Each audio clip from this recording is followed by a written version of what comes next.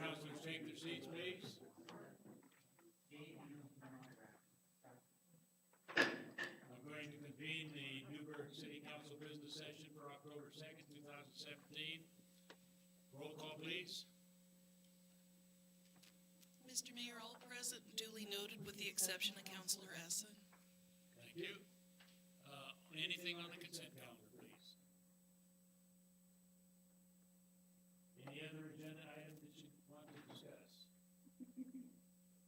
on the consent calendar, one item is not on there. You notice on the RCA, the consent calendar indicates two meetings. The September 5th meeting, minutes for that will not be available tonight. So you're only adopting what's in your packet, which would be the August meeting. Anything for council business?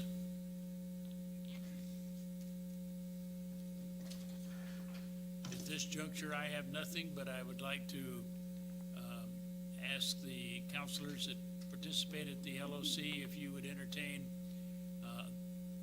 the request to share a few thoughts at the next meeting on the LOC conference. The next. Thank you.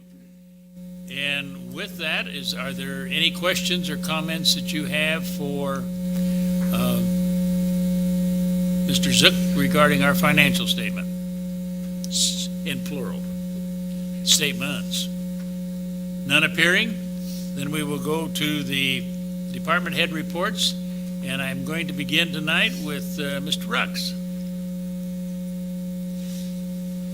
Don't give me that scowl. Start the timer.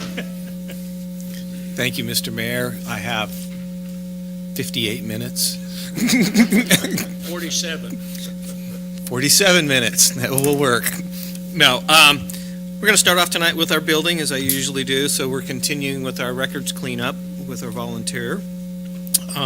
With our permit system change, we're working to get reports. I can't give you numbers of how many permits we've received and values and so forth, but hopefully next quarter we'll have that all ironed out and we'll be able to give you some more detail. But we do continue to work with our three other cities, Dundee, Lafayette, and Dayton, because we have some outstanding balances that go back to 2009 for some fees that are owed. And so we're working with them to get that all cleaned up. Affordable Housing Commission, the Housing Newburgh Task Force met again in September. They're doing some refinements to the material that they presented to you before. Remember, we have a work session occurring on November 6th. Actually, it'll be a regular business meeting, and talk with them about their proposal. For our community development block grant, we finished the environmental assessment work for that, so that's good, a big check. There'll be some additional things coming to you at the next meeting for your review and approval. The notice of funding availability for the Housing Trust Fund, that's out. It will close the first part of December. Economic development, we've had a variety of things going on. So the ECDEV strategy group has met 3 times. The TLT for the Destination Development Marketing Program, that's out for solicitation. That closes on the 9th. The small grant program closed today. I do not believe we received any applications. I have to confirm that in the morning. The mayor and I attended the St. Cosaire dedication ceremony, so that was nice.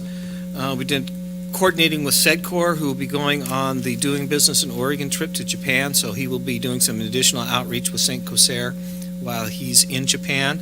We're also working with him to try to do some connections with Ushio while he's there, because they're headquartered in Tokyo. We did our first year review on the economic development strategy and stakeholders. We brought those people in. Working on the next Economic Vitality Summit, which we intend to happen in November.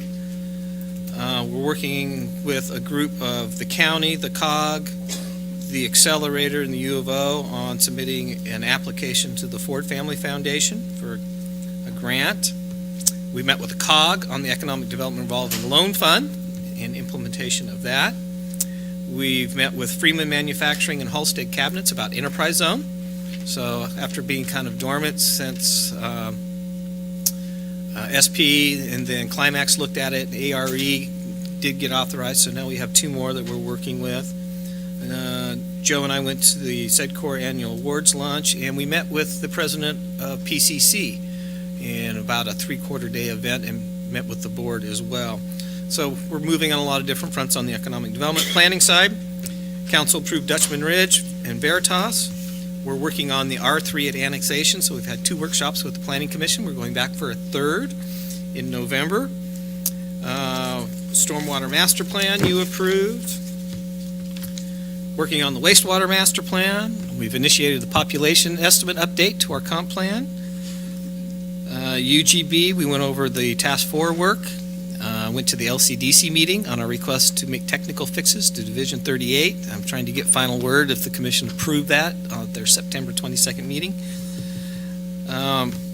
You approved the land division regs, the marijuana in the airport and the bypass overlay. Initiated the PUD for private street modifications, and you chose not to go forward with the marijuana retail dispensaries and hours of operation. Subdivision, we got Hazelwood Farm has been approved. We have a new one called Page Subdivision. That's between College and Main Street, both north and south of Columbia. Columbia, east-west, College, Main, just north of C.S. Lewis. So 25-lot subdivision. Bartholomew did a partition, and that's being appealed to, that's over off of Highway 219 by the airport. That's being appealed to the Planning Commission. If I may, Doug, you come back. The one on Columbia is between Maine and? College, Okay, thank both north and south of Columbia. you. North and south of,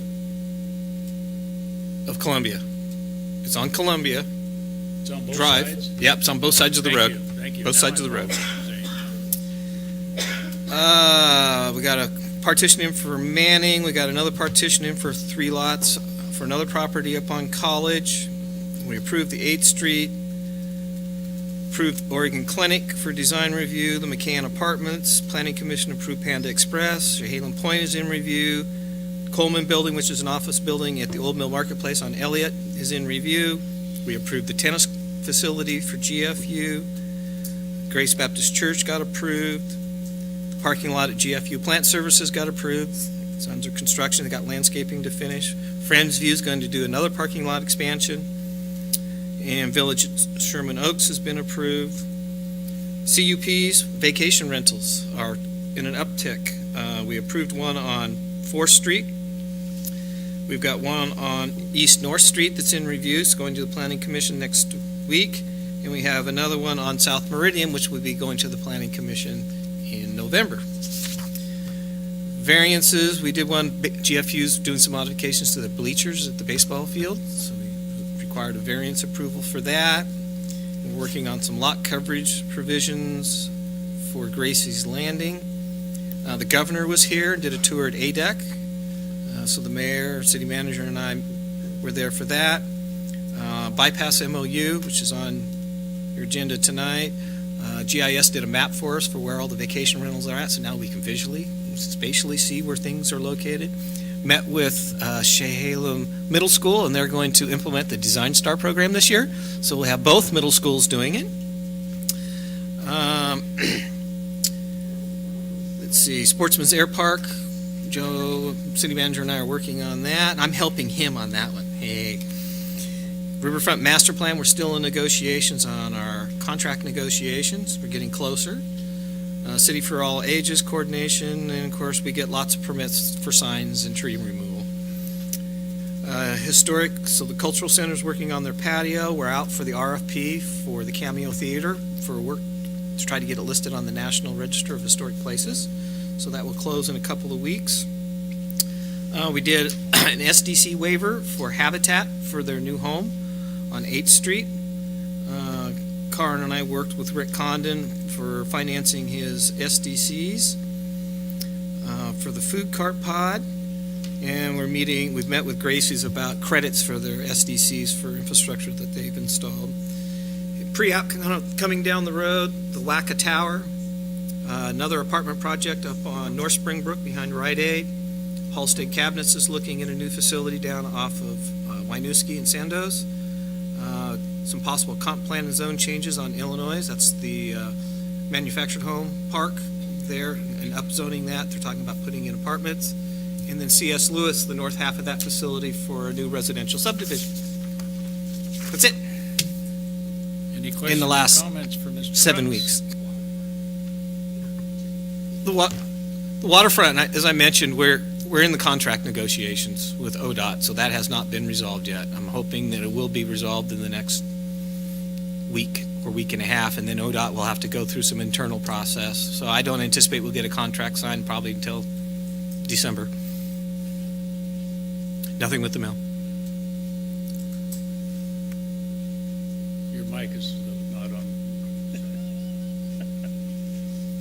Thank you. IT, if I may. Dave?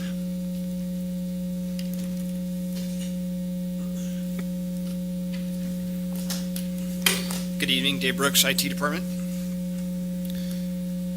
Last quarter, we had a new addition to the IT Department.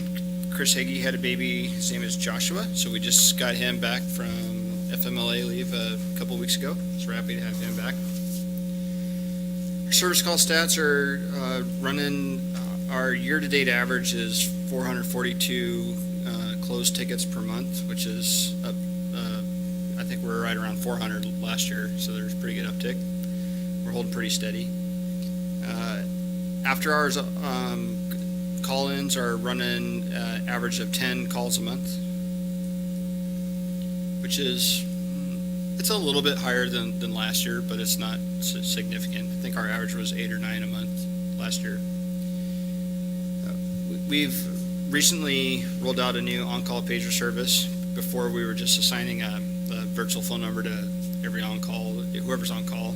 This new service not only takes voice calls, but if we have equipment notifications, it's also waking a tech up overnight, and it also has some escalation procedures and stuff like that. Just nice to have that we didn't have before.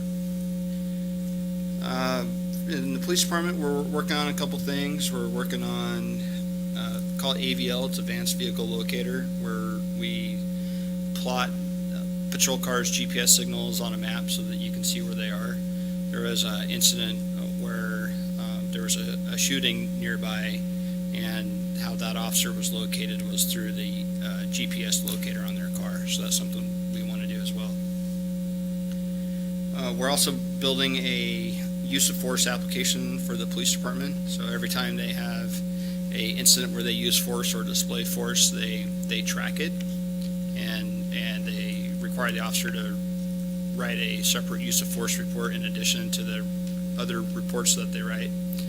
And the application that they have right now is getting pretty old, and we're having some failures with it. So we're writing a new version of that for them, and that's pretty close to completion.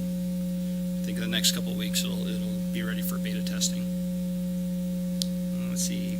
Also for the police department, we're working on software upgrade in the dispatch center.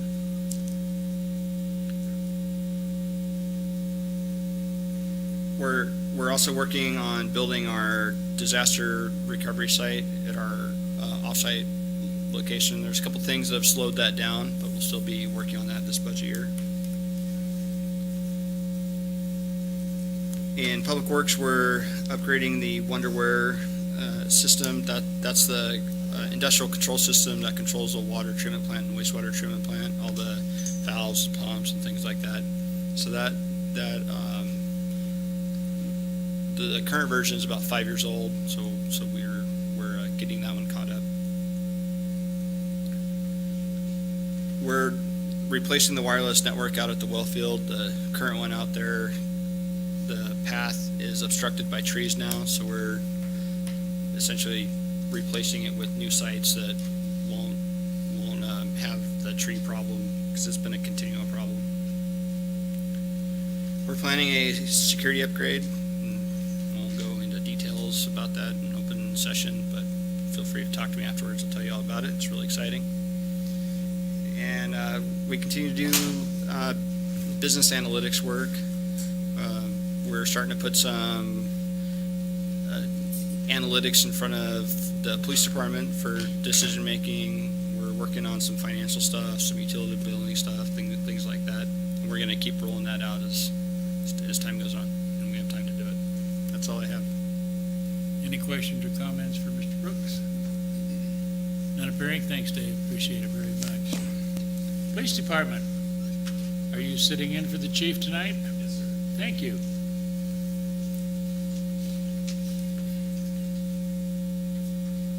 I still think pink is becoming on you. Jeff Kosmicki, the Newark Dundee Police Department. From January to present, our calls for service are 25,808 cases. We've taken almost 2,200 cases, arrest and custodies, 967. Traffic stops, a little over 6,500. Citations, 3,200, and it was 25, but I wrote one today, so it's 26. Written warnings, 4,400. And we are, probably in January, we'll start tracking this a little bit differently. I need to get with communications and records. So we have a little bit clearer picture on how many mental subjects or mental calls that we go on. And we want to try to separate those out from suicides if we can. We've had reported 98 suicide attempts. And then medical or drug overdoses is at 14. So that's about all the report that I have. Councilor McKinney? Explain to me this deal about mental and/or suicide. Are they, you're trying to categorize them differently so that you end up with a different picture? Yes, sir. More accurate. So right now, it's a little easier to put more people into the mental category. If somebody just says, as an example, there's a guy acting crazy, talking to himself, those types of things, we might code that as a mental. Whereas if we go out and do something proactive with the county team, then we want to be able to track that separately. So we don't want to count it twice, and we want to be more accurate. So what I'd like to do is be able to tell when we've worked with the county mental health and gone and done our home visits. So I'll be working probably with Mary Newell and records and someone that does our CAD programming to come up with something a little bit truer in numbers. I think it's important. Think you might be able to prevent a suicide that way? Well, if someone's bound and determined to commit suicide, I don't think that there's any way to prevent that.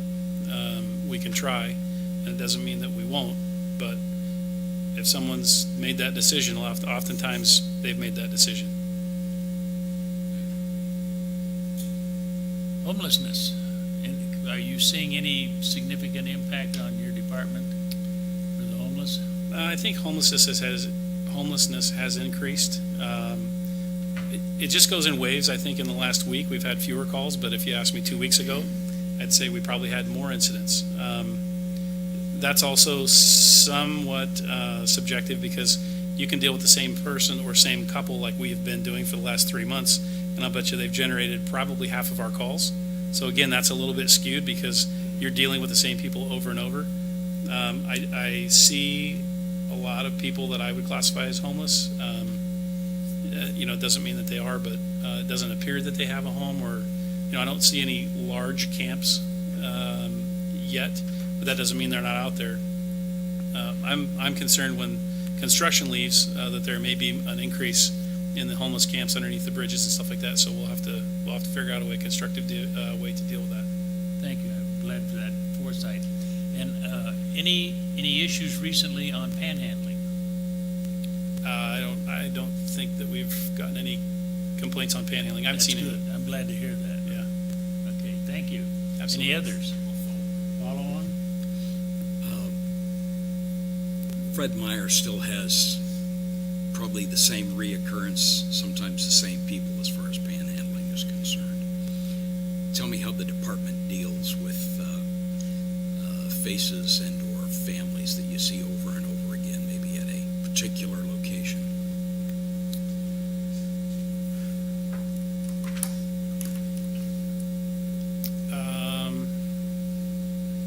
Well, we don't deal with them a lot. If they're aggressive, that's one thing. We try to deal with it in a complaint basis.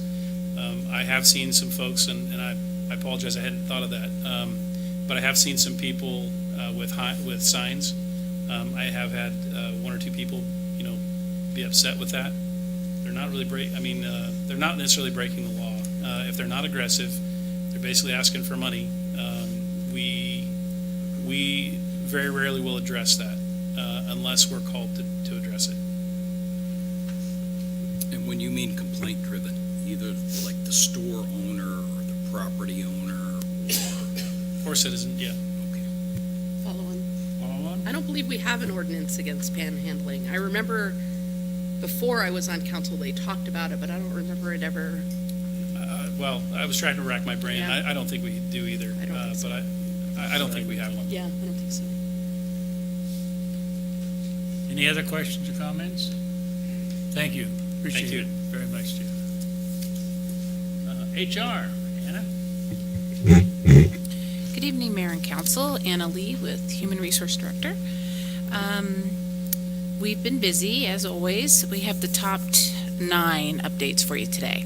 So currently, we have 2 recruitments open. We have a police officer lateral position open. We're looking to perhaps open one just for a police officer recruit position as well.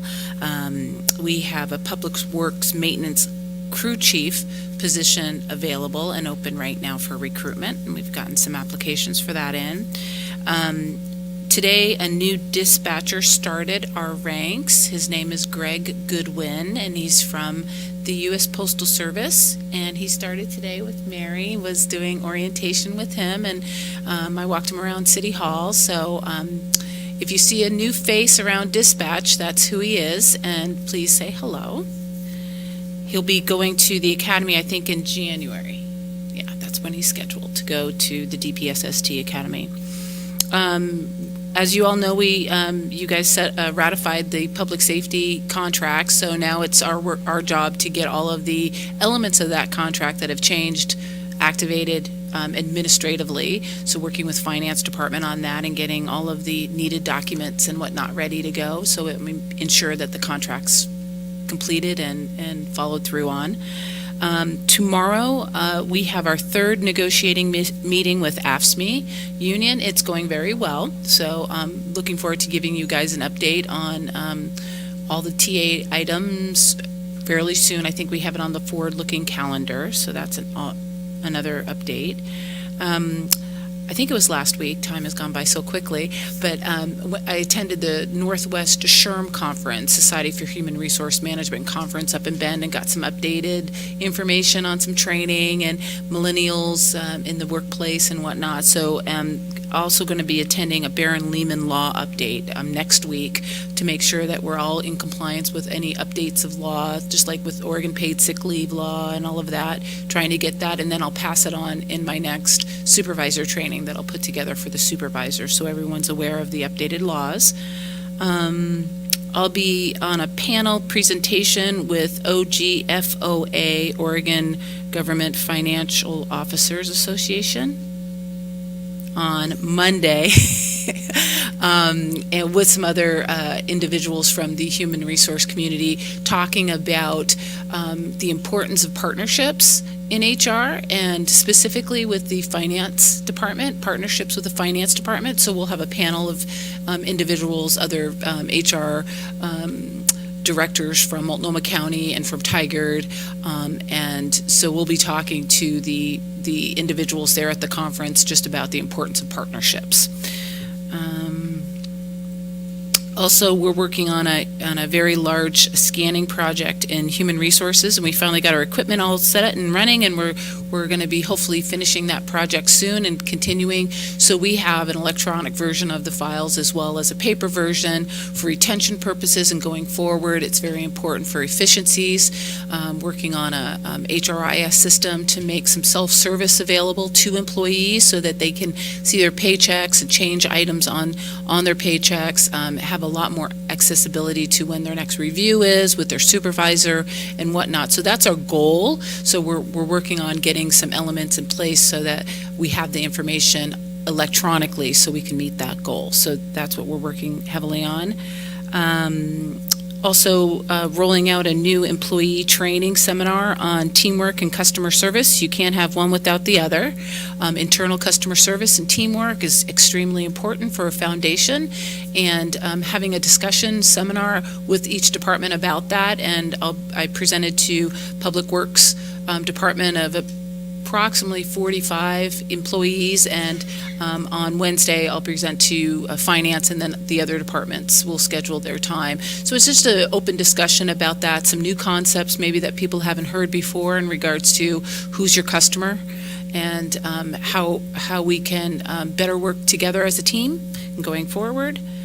And then finally, we have open benefit enrollment, which is a big push in HR and finance.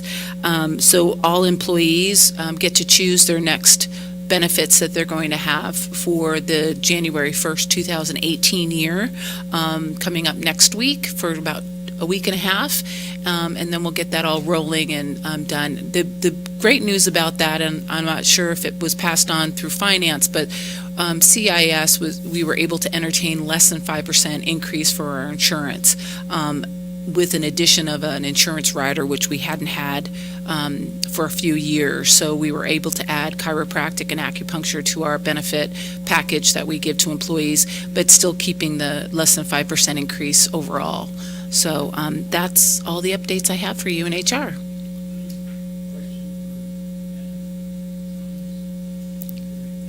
Thank you.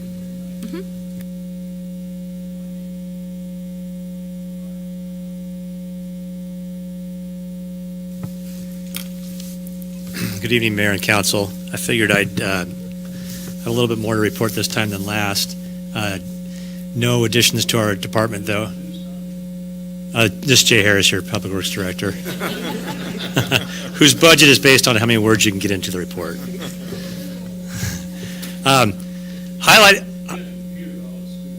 Yeah, this is time for a commercial, I believe. I'd like, the top of our list is basically securing funding for the WACA project. At the September 18th meeting, I believe, approved the Motorola contract. So I'm working with U.S. Bank. We submitted the application for credit last week, and I'm hoping to get an answer back here very shortly. So Mary and WACA and I have been working to put our best foot forward and get that finalized. So I believe at our last department report, I reported to you that we were working on equal pay, budget billing, multiple ways of saying the same thing, but basically allowing our utility customers to equal out their payments on a 12-month basis. And we were shooting for October 1st. When we had our training at the beginning of September, we anticipated there was a little bit more detail than we anticipated. So a lot of policy decisions that have to go into that. Considerations of how we implement it, how we roll it out, how frequently we chew those things up. And the trainer actually did a good job of kind of laying out some of those issues that we're going to draft up and we'd like to bring to you in November at a work session. Is my hope that we could lay out the plan, what that means, what it looks like, what some of the decisions are, get your input, and then bring it back to your approval in December. Essentially, prior to me coming here, there was utility billing policy that was approved by the council, and we'd like to update that with this new program. And with that, I feel it's appropriate that you guys have an opportunity to have some input on that. So what we'd anticipate doing is getting that all ironed out, and then beginning January 1st, having the promotion. If you recall the success of the transportation utility fee program, there was some time between your ordinance and the actual when they saw that on the invoice. And so we want to take some time and promote that properly and allow folks a couple months to sign up. And then, so January and February would be that period of time. And then our anticipated go live date would be March 1st. So I'm pleased that our software seems to be able to do that. We're able to work through, not reinvent the wheel, because there's a lot of places that do this, borrow from their policies, but we're excited to be able to bring that forward. Speaking of utility billing, the transportation utility fee is now in its second month. Sharon is back at the office even now, cranking out those bills. And I'm pleased to report that in September, we actually generated $100,000.07 on the September invoice. Now, as you have heard, Jay had a brilliant idea to send out a letter to the business owners in advance of them getting that invoice, and that has produced a lot of fruitful discussions. And as a result, we've processed, Jill and engineering have taken the lead, and it gets up to finance, goes through Joe. There's been about 45 applications coming through for recalculation There's been 3 waivers come through for folks that don't own a car, some of the allowances that were in the ordinance, and probably about another handful for address owner change, et cetera. So as we went to print tonight, the monthly amount is about $96,500. So those waivers have dropped that a little bit. We're still anticipating about $1.15 million annually from that TUF. We do believe that the big rush of those waivers has passed. It's just trickling in now. So, of course, we'll have new businesses coming in, so there'll be additional add-ons to that. So, In persons who are applying for the waiver, they might not own a car, but does a member of their household own a car? And how does that affect the waiver? Or does it affect the waiver at all? And then I have a second question. sure. I don't recall if the ones that we've seen have actually, had a car in the household. I believe, Jay, you may remember, I think it has to be no car in the household, right? Correct. Yeah. So, All right. And then we understood that in some of the business questions and applications or rethinking or whatever, some of the businesses between the city and the county, there's maybe some erroneous numbers, or there's sometimes it's not matched up properly or whatever. How big a problem has that presented? Or has it just been a relatively few businesses, or is that going to be more systemic as we go through the implementation? well, I think where the reconciliation between county records and city records, et cetera, has to do with square footage assumptions that were made. And so when the business owner gets that assumption and sees it and brings back new information as to what's inside that shell of a building or what's underneath that roof where there might be a patio versus a business, I think that has caused some of the square footage adjustments that we've seen. So that has gone, Jay, you might have some comments on the extent of that. Again, only about 45 to 50 out of approximately 700 businesses that received letters have actually applied. So the other changes that we've seen are related to the ITE code, where the type of business, there's sometimes some interpretation that goes into that. Explain the acronym. IT what? Institute of Transportation Engineers. Thank you. Institute of Transportation Engineers. There's a manual, international manual, I believe, and Jay, you can chime in, but that categorizes different levels of transportation based on the type of business. So that's how our ordinance was built around for the different class codes. Has the county been a willing partner between the city, the property owner, and our offices? Is resolving these problems, is it going to be smooth, or has it been contentious every once in a while? Jay Harris, Public Works Director. We got the database from the county for the 700 non-residential properties. We needed the building square footage from them. They had it in a paper database. We had to pay them for the electronic database for that. So we got those files, and we haven't really been in contact with them since. So we used that for the trial letter that Matt had indicated, and then quite a few people got back to us and said, hey, my square footage isn't right here. And so they gave us their measurements of what they thought. We checked it internally just to make sure it's somewhat right. And then so with the TUF, we're going with most of the owner's measurements. We had a few changes. So that was probably, 20, 25 of the 40 something that we processed. The other half were the ITE code trip generation modifications.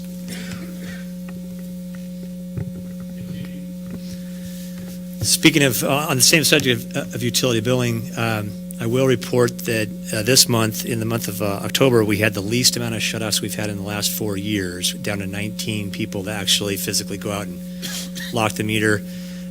When I started in 2015, but back in 2014, there was an average of 94 shutoffs per month that Jay's crew would have to go out and physically do.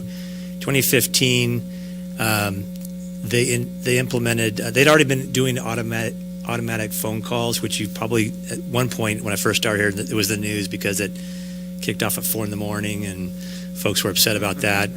But, and even just recently in the newspaper, you heard about an automatic call from the city connected to water bills. It was a spoof, but about 2015 is when our staff began to start doing a real live, hey, Mrs. Jones, this is the city, wanted to bring your attention that your account's behind. The personal phone call has really gone from 2015, we had an average of 47 shutoffs per month. 2016, it was 37.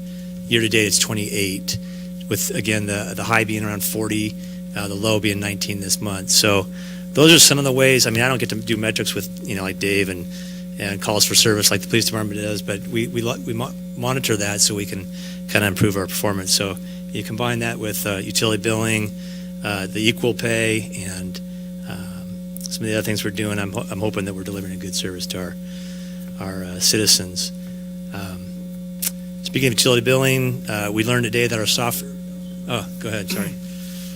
Of the 28 people that are delinquent on their bill, are we seeing the same folks being delinquent? Because we have available to specific income levels in town, right? They can qualify for. Don't we have a program like that? That's assistance, public assistance. Yeah, we do have a utility assistance program that Okay. the city funds. It's about $20,000 a year that's budgeted for that. I don't know. I'd have to look into details as far as like who's a frequent flyer and if it's Yeah. a systemic problem or if it's just random. And eventually, folks go to collections. Those are typically people that don't have an account any longer and we have no recourse, Okay. like turning off their meter. But yeah, we do advertise that. It's fairly underutilized utility assistance program. We worked with ROSA this last year to improve the promotion of that program. We're also looking to expand that to other, the groups of people like veterans as well. So, Oh, sorry. Follow on. Yeah, I just think that'd be a value add for Yeah. the folks that are calling on the phone from the city, just offering that, saying, "Hey, look, you've been on the list a couple times. We have this program. We'd really love to help you out." yeah, good reminder. Because Yeah, people out on the internet like to complain about how expensive our water bill is. So if we can help folks out that need the help, I think they would appreciate that. right, good. We learned today that our software company was purchased again, the second time in 2 years, and so we're going to the Oregon Government Finance Officers Association meeting next week, and that'll be one of the topics that I'll be discussing with my colleagues as to how Springbrook software, which originated here in Newburgh by the Rementeria brothers, how that will be handled again by, being sold to essentially a Berkshire subsidiary, I believe. So, but we will be out of the office. Myself, Caleb, and Dan will be sharpening the saw by interacting with other finance colleagues and swapping ideas. The Citizens' Right Review process kicks off this Thursday. Hoping that you will call to convene the committee together this evening. We're pleased to announce that Deb Gallardi is the consultant again this year. We actually did a request for proposals, and so we opened it up to the entire market and received 3 bids, and Deb was scored the highest out of that, and we believe also provides the best value. So we're working with her, and she'll be presenting this Thursday. The committee is made up of the same folks that met 2 years ago, so we anticipate having they'll be more familiar with the process, more familiar with the city activity, understanding some of the city projects. 2 years ago, we went out and took them on tours, so they understood kind of what was going on with our infrastructure. So we're looking forward to having them convene. The schedule is in your packet. When we get to that point in the meeting, I'll comment about a correction, but we've also tried to allow more time between meetings this coming up period so that the committee can absorb the information a little bit more on their own. So we are also making some improvements in court. Court is not the stepchild, and this is my last item. Court is also looking at extending new services to their constituents so that they can make payments online. Right now, they have to physically show up and present that to the court or mail it in. There's a lot of courts that do that. We have several options we've been entertaining from different vendors, doing like a little demo. We haven't really opened it up to a full RFP, but we're looking at doing that, and hopefully that will improve the payment structure and payment stream. So, and good. I think at the last council meeting, I had drew our attention to the fact that subscription ambulance, the letters, not how to pay with card or whatever, did you have some successful discussions about how that process goes or whatever? Yes, we did. In fact, went back to the office the next morning and contacted TVFNR, and Diane Nave, who used to work here at the city in the fire department, was able to they had a promotional flyer that was already made up that she sent, and I forwarded on to the full council, that indicated that there are payments that can be made here at the city. So I don't know what the deadlines were on whether or not that was still open at this point, but I know that they had a couple different locations for taking credit cards, which was a concern, and then also dropping off. Pardon? I'd have to look back at that and see Okay, who all that right. was, yeah. All right. My impression was from the parties that I heard from is that they were having to drive out of town if they were going to use a credit card or whatever. So okay. rather than just walk down to City Hall or whatever Okay. the deal was, or over Okay. here. You're welcome. That's my report.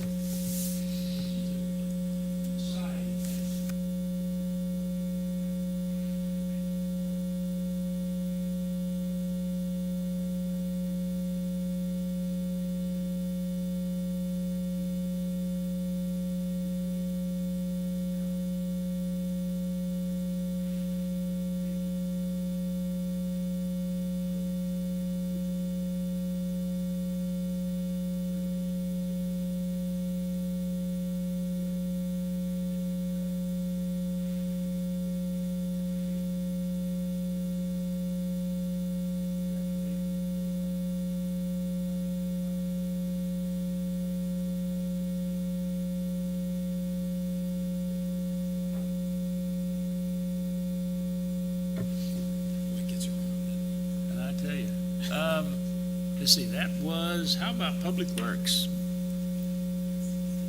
Mr. Harris? I only get a minute? Okay, I'll go quick. Okay. Thank you, Jay, and we'll move on. So this is Jay Harris, Public Works Director, wastewater treatment plant. So we had where the chlorine tanks used to be, we got a new chlorine system there. All those tanks were removed, controls were taken out. The guys actually self-performed, put new pH control tanks in there and a bunch of new pumps and that sort of thing. So it was a great project, and the mechanics have been working on it for about 6 months. So didn't hire a contractor, just kept doing it piece by piece by piece, which is good. So our pH system to control, it should be about neutral when it goes out, 7, is much more robust thanks to them. Our composting system, where we make the compost that we sell, the conveyors were really seeing signs of wear. And so again, the mechanics out there got them a bunch of bearings replaced and that sort of thing, put in new hydraulic door rams on the units and wheels and all sorts of things. So kudos again to those guys. We're doing a bunch of work on the oxidation ditch. The construction's complete. We should be filling it up. The contractor met the deadline. So we repaired the ditch, one of the 2 ditches, to give it a 15 to 20 year life again. The concrete was spalled and missing, and it was getting close to failing. At the same time, we're putting in rotors. The rotors aerate the wastewater. And we got one going in each year for the next bunch of years. We have 8 of them total, so it's going to take a few years to get that project done. A bunch of landscape improvements at the wastewater plant. If you drive through there, it's looking much better. The weeds aren't knee-high anymore. Blackberries are going away, and Craig's really starting to make a difference with the guys there. We're going to be working on some landscaping along the frontage. We have a lot of frontage along Winooski there. You'll be seeing some better things there.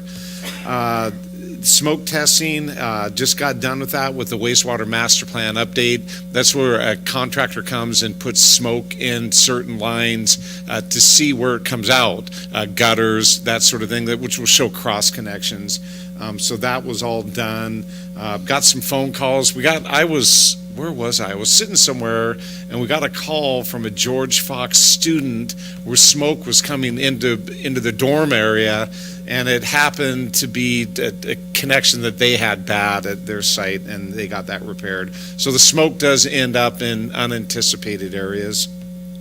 A couple software things. That IT is helping us right now, upgrading the industrial control systems at the water plant and wastewater plant. This is one of the council goals, trying to integrate and improve our software systems. Both machines, the computers were at end of life, and they're running on really old versions of the software. So it's good we're going to get that done here in the next few months. Maintenance and operations is moving over to Cartograph OMS. What that is the facilities maintenance and work order system and asset tracking system. This, the OMS version will allow us to take iPads out in the field and walk around and take pictures and add those to entities, type in logs for the day, do work orders right out in the field, take a picture of a sign and put it in the inventory and all that. So more to come on that. I'll be back to you the first part of November because I'm over $50,000 with that upgrade contract, so I'll be telling you more about that soon. The Trackit software is going along pretty good. That's a building permitting software, planning, engineering, operations. Everybody's really looped into that. Another council goal. Karn and Doug were the facilitators and got that implementation to happen. They're still working out quite a few bugs on that, but it's going along pretty good now. We're going to be working on online plan review and that sort of thing, paperless type of stuff, and so a lot of good things moving forward on that. Water system, we actually have a pH and chlorine residuals that we now get at both reservoir sites, which is really good because before we were sending stuff out from the plant and they would go into the reservoirs, and we turn the plant off, it would come back into the system. Well, knowing the water coming back out again and the amount of chlorine residual is really important to know if we got to boost it a little bit on the plant end and that sort of thing. Emergency management, we got a generator for, what was it, $8,000?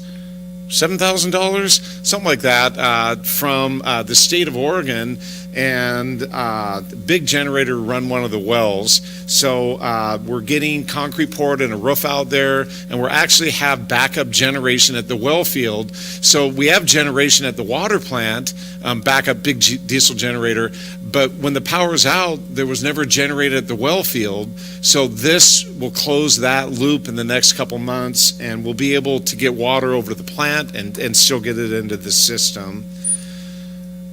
Summer production went really good at the water treatment plant. You're going to see us flushing here soon. We're out of peak demand, and so you'll see the water line flushing projects. We typically do those in the fall and then first thing in the spring, that we got to get the sediment out of the line. So we put up signs and post maps and have a bunch of things online for that. The recycled water system is offline now for the season. Otis Springs is online for the remainder of the season. That's for the golf course. Couple things on facilities. The new office building's online out of Admin 2. I don't know if you've been out to the maintenance yard. That's where my office is right now. I move around. I rotate quarterly. We also got a backup generator for there. The windstorm that we had in the spring, we didn't have power out there, and so we got a smaller generator for that, which is another council goal. A bunch of exterior repairs to City Hall, the little annex building. We did a bunch of ADA ramp work and that sort of thing, which went along real well. Russ's crews did a bunch of landscape improvements. I don't know if you saw the latest, the big flagpole there. They tore the vegetation out and sort of restarted there, put a little fence in there. It looks pretty good. I'm currently working on an ADA study for City Hall and Library, and so more to come on that. We're going through each building. We already had one done for this facility, did a bunch of improvements. Now we're doing the library and City Hall next. And last couple things that Villa Road construction just started today. Karn's working on a 5-year pavement maintenance plan. So we sat down and had a work group of, when is my street going to be done? When's your street going to be done? When's that street going to be done? So we came up with a bunch of criteria of how we rate projects, and so we'll be able to roll them out, whether it's a maintenance project, which is just crack and slurry seal, or a full rehabilitation project, which is a complete dig out and repair. So that plan will be coming up around budget time. I might be rolling it out sooner, but you'll definitely see it with the Karn's 5-year capital improvement plan during the budget process. So that's about it. A lot of things going on. Councilor McKinney, Councilor Essen. In the reservoirs, do we stir up the water? Do we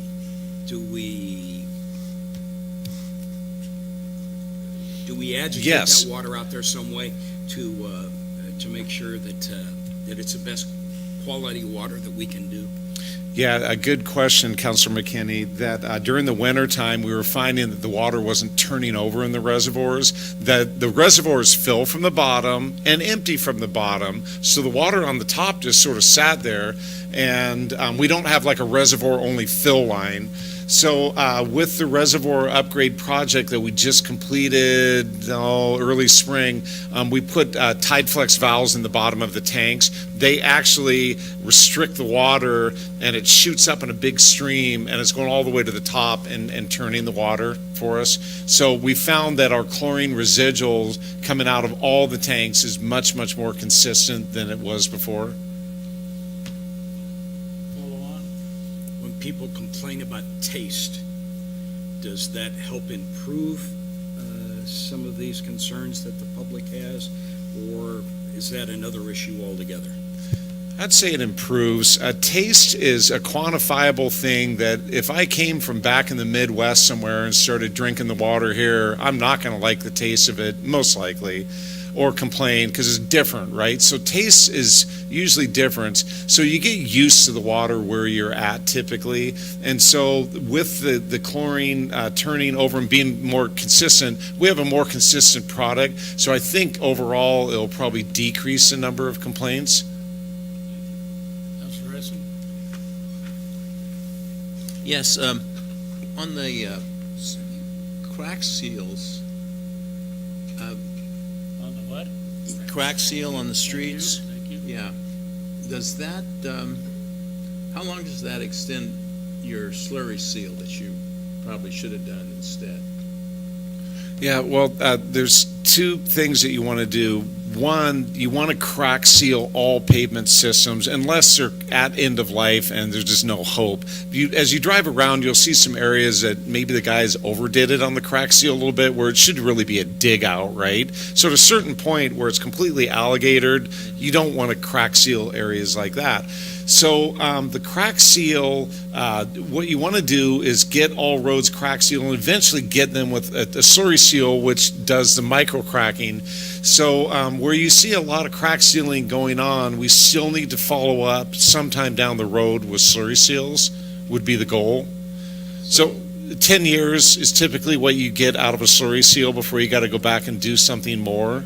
And typically you'd want to crack seal it every 5 years, 3 to 5 years. So then will that buy you another 5 years? Pardon me. Follow on.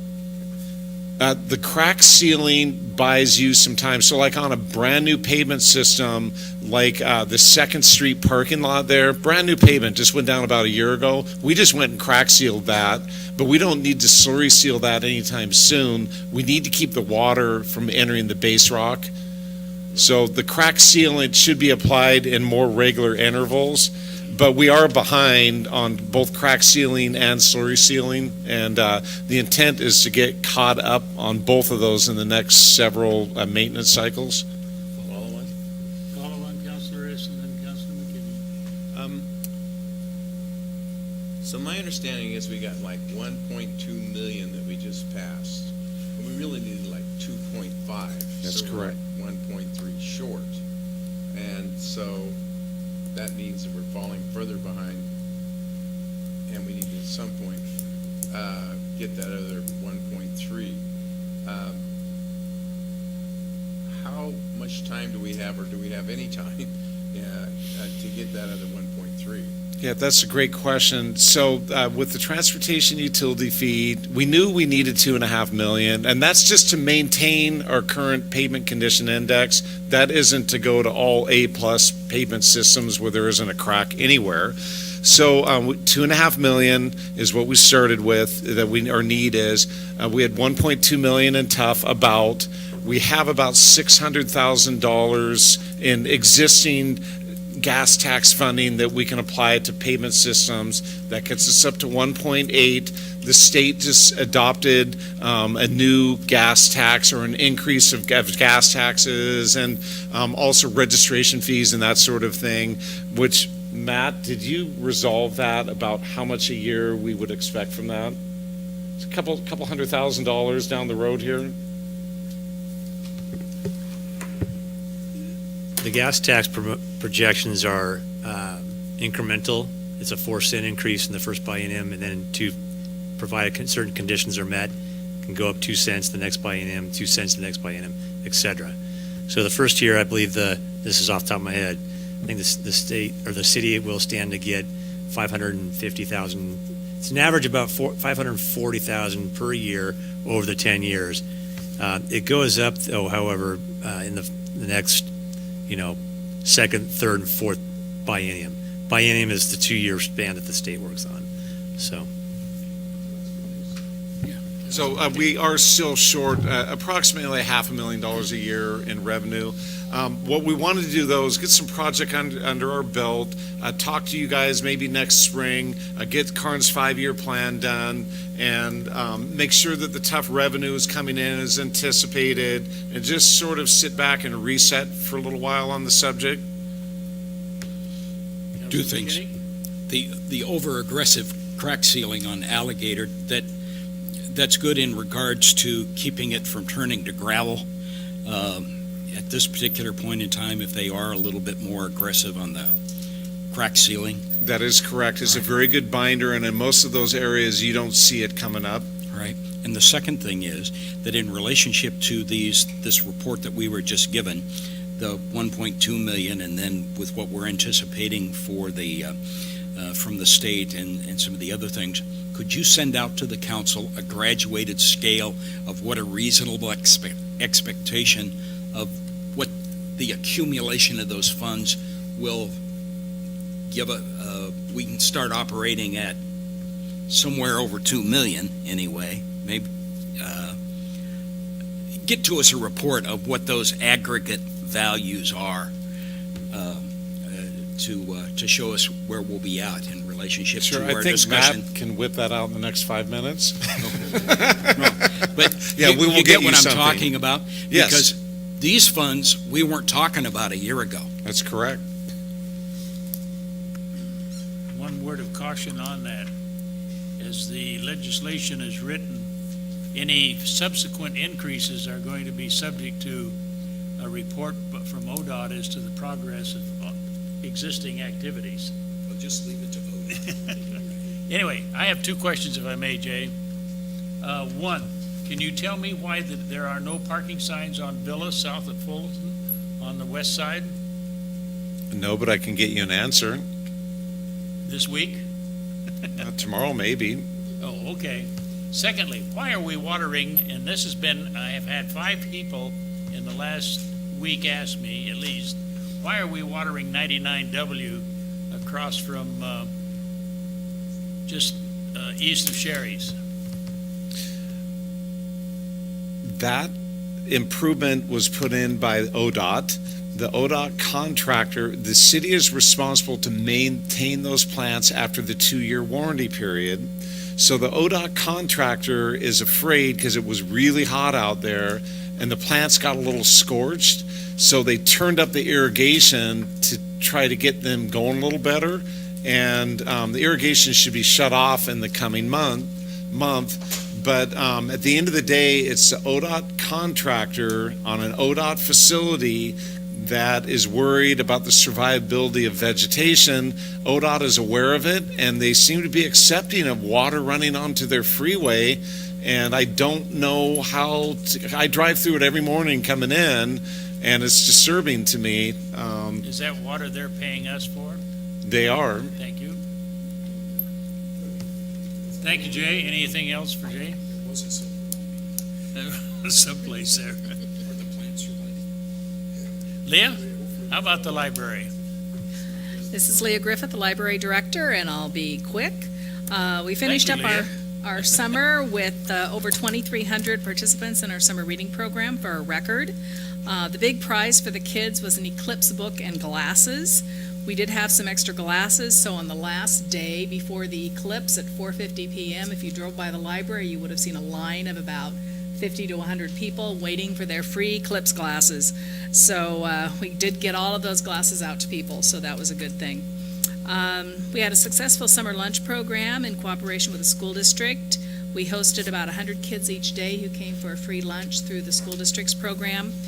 We were one of their largest sites other than their site at Edward School, where they have the whole cafeteria there. Today, we started the remodel for the circulation workroom. In fact, I was looking online to see if Corey had posted some pictures of the demolition that's occurred, and so it's kind of fun. Found a couple of things from like 1996 and other things that had fallen down behind cabinets and such. So nothing too interesting at this point. We anticipate about 3 weeks or so, and then it'll actually be a little bit longer because we're going to do some additional design work on figuring out how we're going to have our front desk and such, and so it's going to take a little bit longer. We've already made some changes in our workrooms upstairs that have really been successful in allowing staff to work more productively. Can't speak as well, but they can work productively. We are at the midpoint for our library strategic plan. We have a 2015-2020 strategic plan, and so in August I did a report to the library board about where we were on that plan, and just to give you a couple of highlights. A couple of the big things were, with your support and the budget committee's support, we were able to have an increased book and material budget that for the first time is allowing us to purchase the materials that we need. We came into that time with a budget that was the equivalent to 1988, and so we really hadn't been purchasing much for quite a while. We've been able to add some language learning, citizenship, New York Times, and other online resources through our membership with CCRLS. We also were able to add 5 hours to our schedule through this last couple of years, Wednesday evenings and Saturday afternoons. We're still only at 42 hours a week, which is lower than most libraries of our size, but at least we're not at 37 hours a week, which was at the lowest of all libraries our size. Community and professional involvement. Oh, yes. How many hours should we be open if in relationship to our comparators? We should probably be open another 10 hours. If we were able to be open on Sunday afternoons and still stay closed on Monday, that would be a huge improvement. 57, 55 hours a week? That's about it. But I would be presenting more of going into a ratcheting up. Yes. And really Sunday afternoons, I think, are the times that the people in the community would like to see us open. What would be interesting for the council is what does it cost per hour? And you'll be hearing that at the budget committee time. Thank you. I like smart people over there. Yeah. Community and professional involvement, it was a big part of it, and I just finished my time as president of the Newburgh Noon Rotary Club. Corey Burkle was elected to the board of the Oregon Library Association and was also the recipient of the Pearl Award for outstanding efforts with the reading program that works with schools and the public library. Kaylin Hahn also serves as the Oregon representative for our national summer reading program planning group, and so that's a really great thing that she's right there in the middle of that. And OLA, the Oregon Library Association, pays for her involvement in that, so they pay all of her transportation and hotels for those kinds of things. We've had a good, successful Facebook presence. It's usually been pretty positive, haven't had too many negatives. We completed a technology review with the state library and made some transitions with that. We have added our RFID technology, which speeds up the check-in and the checkout process, and is one of the reasons why we're redoing our circulation workroom, because it changes our process. Cross-trained more staff. We continue to revise job descriptions and tasks as we see changes in staff. We've had one longtime staff member retire, and we've probably got about 4 or 5 others that'll be retiring in the next 1.5, 2 to 5 years. So we're really looking at a lot of changes occurring. We've been pursuing grants, and in 2017, we received grants totaling over $45,000, in addition to a federal grant that we received for a CCRLS-wide project, which brings us up to $105,000. And these are for very specific projects, like the tree lighting, cultural passes, books, newsletters, online access to the Newburgh Graphic, which was one of them. There's still some things that we need to do, additional hours, as the counselor mentioned. We want to revise our brochures and our web look. We're working with Rosa on that to make sure we have a consistent city appearance on that. Updating our internal and external signage. We will be completing all that workroom and public service desk remodeling projects that are partly grant, partly city supported. Working with Public Works facilities, well, finance too, on maintenance projects with our 105-year-old building. We've got 105-year-old windows in that building, and one of these days we've got to do something about those. And the 33rd annual Christmas tree lighting will be on Saturday, December 2nd. So remember, it's on Saturday this year. I have a question for you. Questions or comments, Councilor McKinney, Councilor Bacon? Are there smartphone apps that could be implemented at the library that would get the word out quicker or make your job easier at the library when we're talking about smartphones? We already have a smartphone app that works for people to place holds, check the catalog. I think they can even place or pay their fines on that. And then we also have self-checkout, 3 self-check machines, where people can check their own materials out, and it's like magic, and they love it. RFID, they put a stack of books on, and they're automatically checked out. I'm glad to hear that. Thank you. Councilor Bacon? I don't know if I said this before, but you were an excellent Rotary president, and I really enjoyed the year that you were there. Thank you, appreciate that. Well, we're handing out accolades. Not to Leah this time. Oh, no. I want to compliment you on your new library foundation, or the library governance board's chair. Has been a good contributor to the mayor's cabinet, so know that that group made a good choice. Well, and I think Paul Headley should, because he's a second generation Good. Library board member. His mother served on the library board when I came here, shortly after I came here. I think So he it's will the be an second- asset for It's a you. second Headley, and if I'm still here when a third generation Headley is on there, that's a problem. Thank you, Leah. I appreciate it very much. Anything further to come before our attention at this time? None appearing. I'm going to close our work session, and we will be in recess and reconvene in business meeting at approximately 7:20. Thank you, department heads. Thank you, guys. Appreciate it.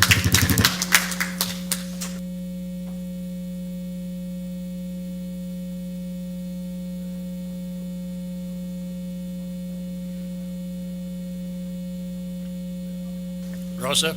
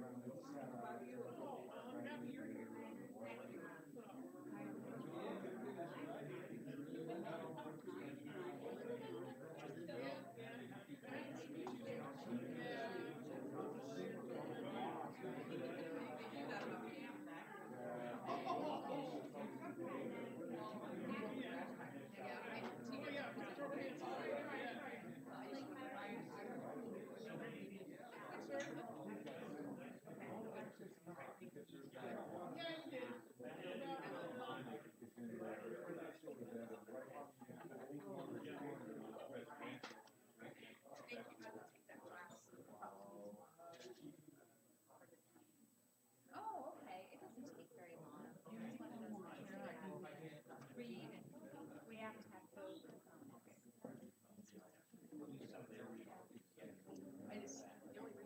I shared your link on Facebook. So, yeah, it was YouTube, right? YouTube tonight. We'll do the other tomorrow. They don't pay the upgraded cost. You don't get a link until I need to get a stream key to stream to it, and they won't give it to me because they don't have a static IP. And so what I'm going to do to get around that is I'll start the webcast probably about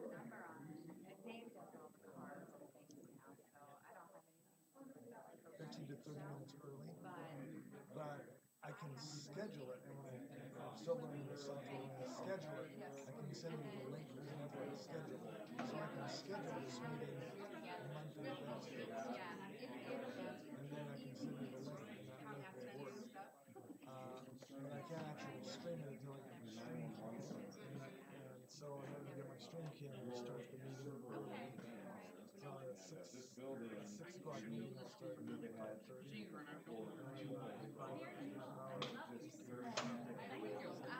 I hate to have too much dead rolls on my meeting, because I'm sure some people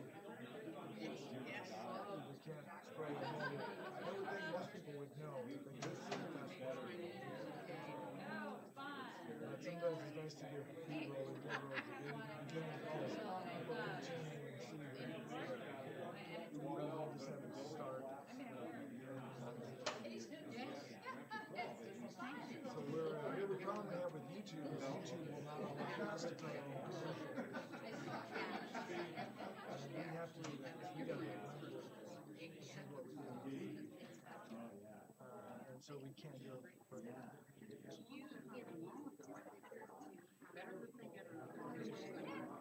My statistics right now we've jumped around so much that I'm not really looking at statistics, but we go flipping around all of the time.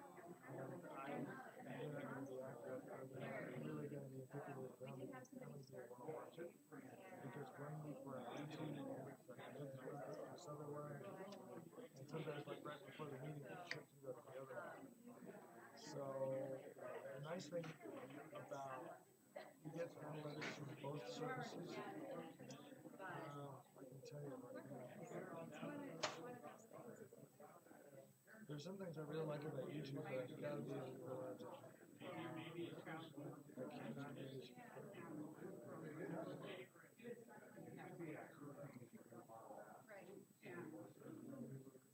So I can deal with a lot of, I can lose a lot of stuff.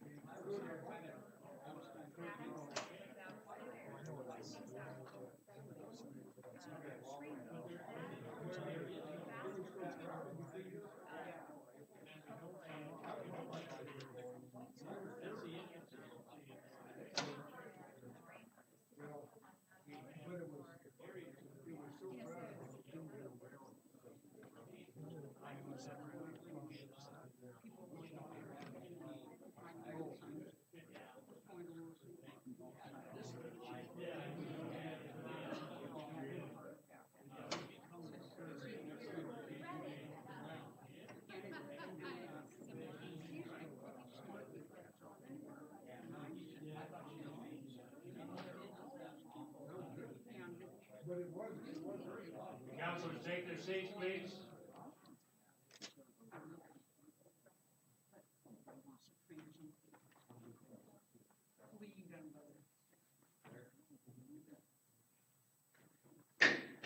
I'm going to convene the Newburgh City Council business session for October 2nd, 2017.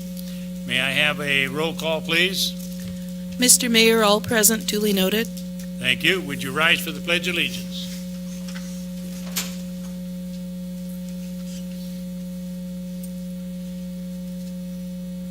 I pledge allegiance to the flag of the United States of America and to the republic for which it stands, one nation under God, indivisible, with liberty and justice for all.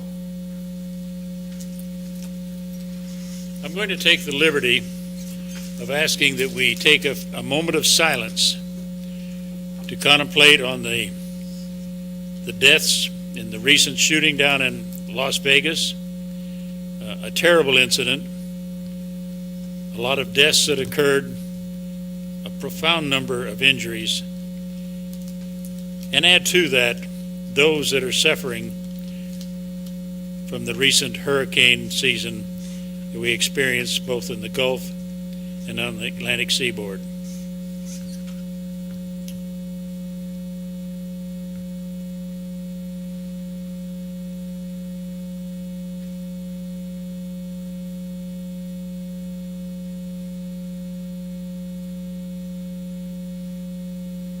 Thank you all.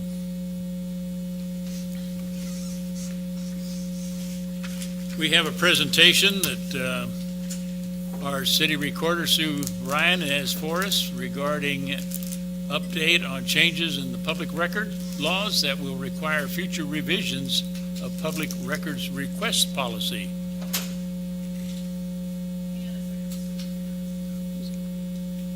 Say again, please. I'm switching hats.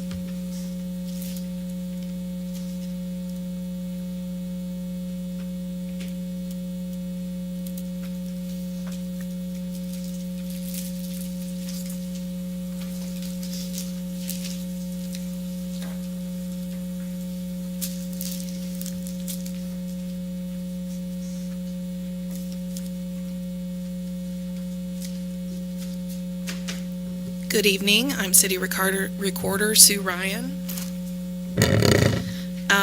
This presentation does assume a basic knowledge of ORS 192, the Public Records Law, and the city's current policy, 2008-2771. So if you have questions about the law in general, don't feel free to stop me, that's fine. So I gave this presentation last week to the City Recorders Association Conference in Newport. I've been involved for about 2 years on the Records Committee and Legislative Committees, and we've just sort of been tracking the task force that came up with these changes. So before we get to the one that's going to basically affect our city policy that we'll have to change, I'm going to go over 2 others. So Senate Bill 106, so all of these began... If I may, when Yes, you ma'am. talk about Senate Bill 106, can you also say what legislative session that was? Because each legislative session has bills numbered the same number. All of these were this year. Thank you. So this created the Office of a Governor's Public Records Advocate. Some of you may have heard this in the news. This is a brand new position. It's meant to be kind of an ombudsman at the state level to settle disputes. They are going to resolve conflicts between requesters and state agencies. When the bill first started, it was much different. It went through about 16 revisions. So it is now available to cities, but it's not required. Now, if someone disagrees with a public records request, the city refuses to hand over the records or cites an exemption, they can appeal it to the district attorney of the county, and they can still do that, but this is also available to them. They're also meant to provide training to public agencies, and when they proposed it, they kind of bounced around where it would go. Was going to go at one point under the Attorney General, then it was going to go under the Oregon Government Ethics Commission. So just last week, because the Secretary of State people that were there to present with me texted the state archivist in Hawaii on her vacation and found it is now to be housed within the Office of the State Archivist. It was effective on passage in July, but they're still kind of figuring out how it's going to work. There's also going to be a council or an advisory body that goes along with this advocate, and Joe sent you an email last week that Kim Thatcher has been appointed to that statewide body. So they'll provide advice on how they will set this up and how it's going to run. Question, if I may. Sure. So there's going to be 2 parts to this. One that would be appropriate for the state agencies, and then another one that could be available for cities? For cities. Thank you. Correct. So these first 2 don't really impact us directly, but I thought I'd talk about them anyway. And you're kind of getting a recycled slideshow. So the next one is HB 2101. So one of the things the task force looked at was the number of public records requests in the law. Many of them are in one place, but there are a lot that are all over the place. They're hard to find, and what happens is they'll have a legislative session, they'll pass a new exemption, and it will be squirreled away in some hidden quarter. So what this is doing is they have set up an online database where you can now search all of the exemptions. That'll be maintained by the Attorney General's office, but it's also going to set up a subcommittee, and their scope of work is going to look at these changes. Should we drop exemptions? Basically, it's to try and streamline it and cut down the number there are in the law. That committee will meet from 2017 to 2026. This bill is actually not in effect yet. It takes effect at the end of this week, October 6th. You can track it by going online to the Oregon Legislature Information System website, which is basically just a little search engine under the Oregon State Legislature. And there'll be a subcommittee listed under the Joint Committee on Legislative Counsel. And they're also appointing people to this at the state level. So. Now, this is the one that will impact Newburgh most directly, and most other cities, special districts, state agencies, you name it. So counties as well. So this is Senate Bill 481, and this changes the part of ORS 192 that deals with public records requests. So the changes... 192. Yeah, 192, and certain sections of it, I will defer to the attorney if he wants to get into .410, wherever he doesn't. So this will set timelines for responding to public records requests with exemptions. So part of what the task force looked at, and it was comprised of people from the media, people from government, and people representing League of Oregon Cities, Special Districts Association of Oregon, the Oregon Association of School Boards, was that agencies were just taking too long, or they were dragging requests out. The law as currently written is within a reasonable amount of time. So it doesn't really set any deadlines. So part of what they did was they changed the law to sort of mimic Washington's public records law, and that is we must acknowledge requests within 5 business days of receiving them, and then we must fulfill or issue a written response within 10 business days from acknowledgement. So basically we're supposed to have it wrapped up in 15 days.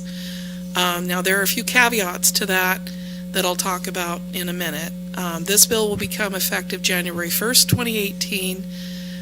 Why am I in front of you in October? Because I'd like to come back in November, unless you have a lot of changes or you want to work on it some, so that then staff has time. The resolution could be presented to you in November, and you could approve it to take effect at the beginning of the year, so then that gives the staff time to work on changing our internal processes and forms. So I'm not the only one at the city that deals with public records requests. Mary Newell is here. She deals with the ones for police, and then Wendy Looney deals with the ones for court. So there's more than just me that deal with requests. So step 1, I broke this out for the recorders. A lot of city recorders also act as city administrators.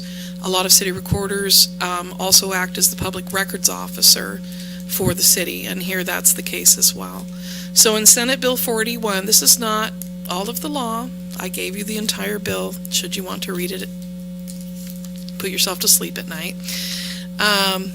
So here are some of the important parts. So we will have to change our forms. Currently there are 6 responses on our form, and we will need to whittle those down to 3.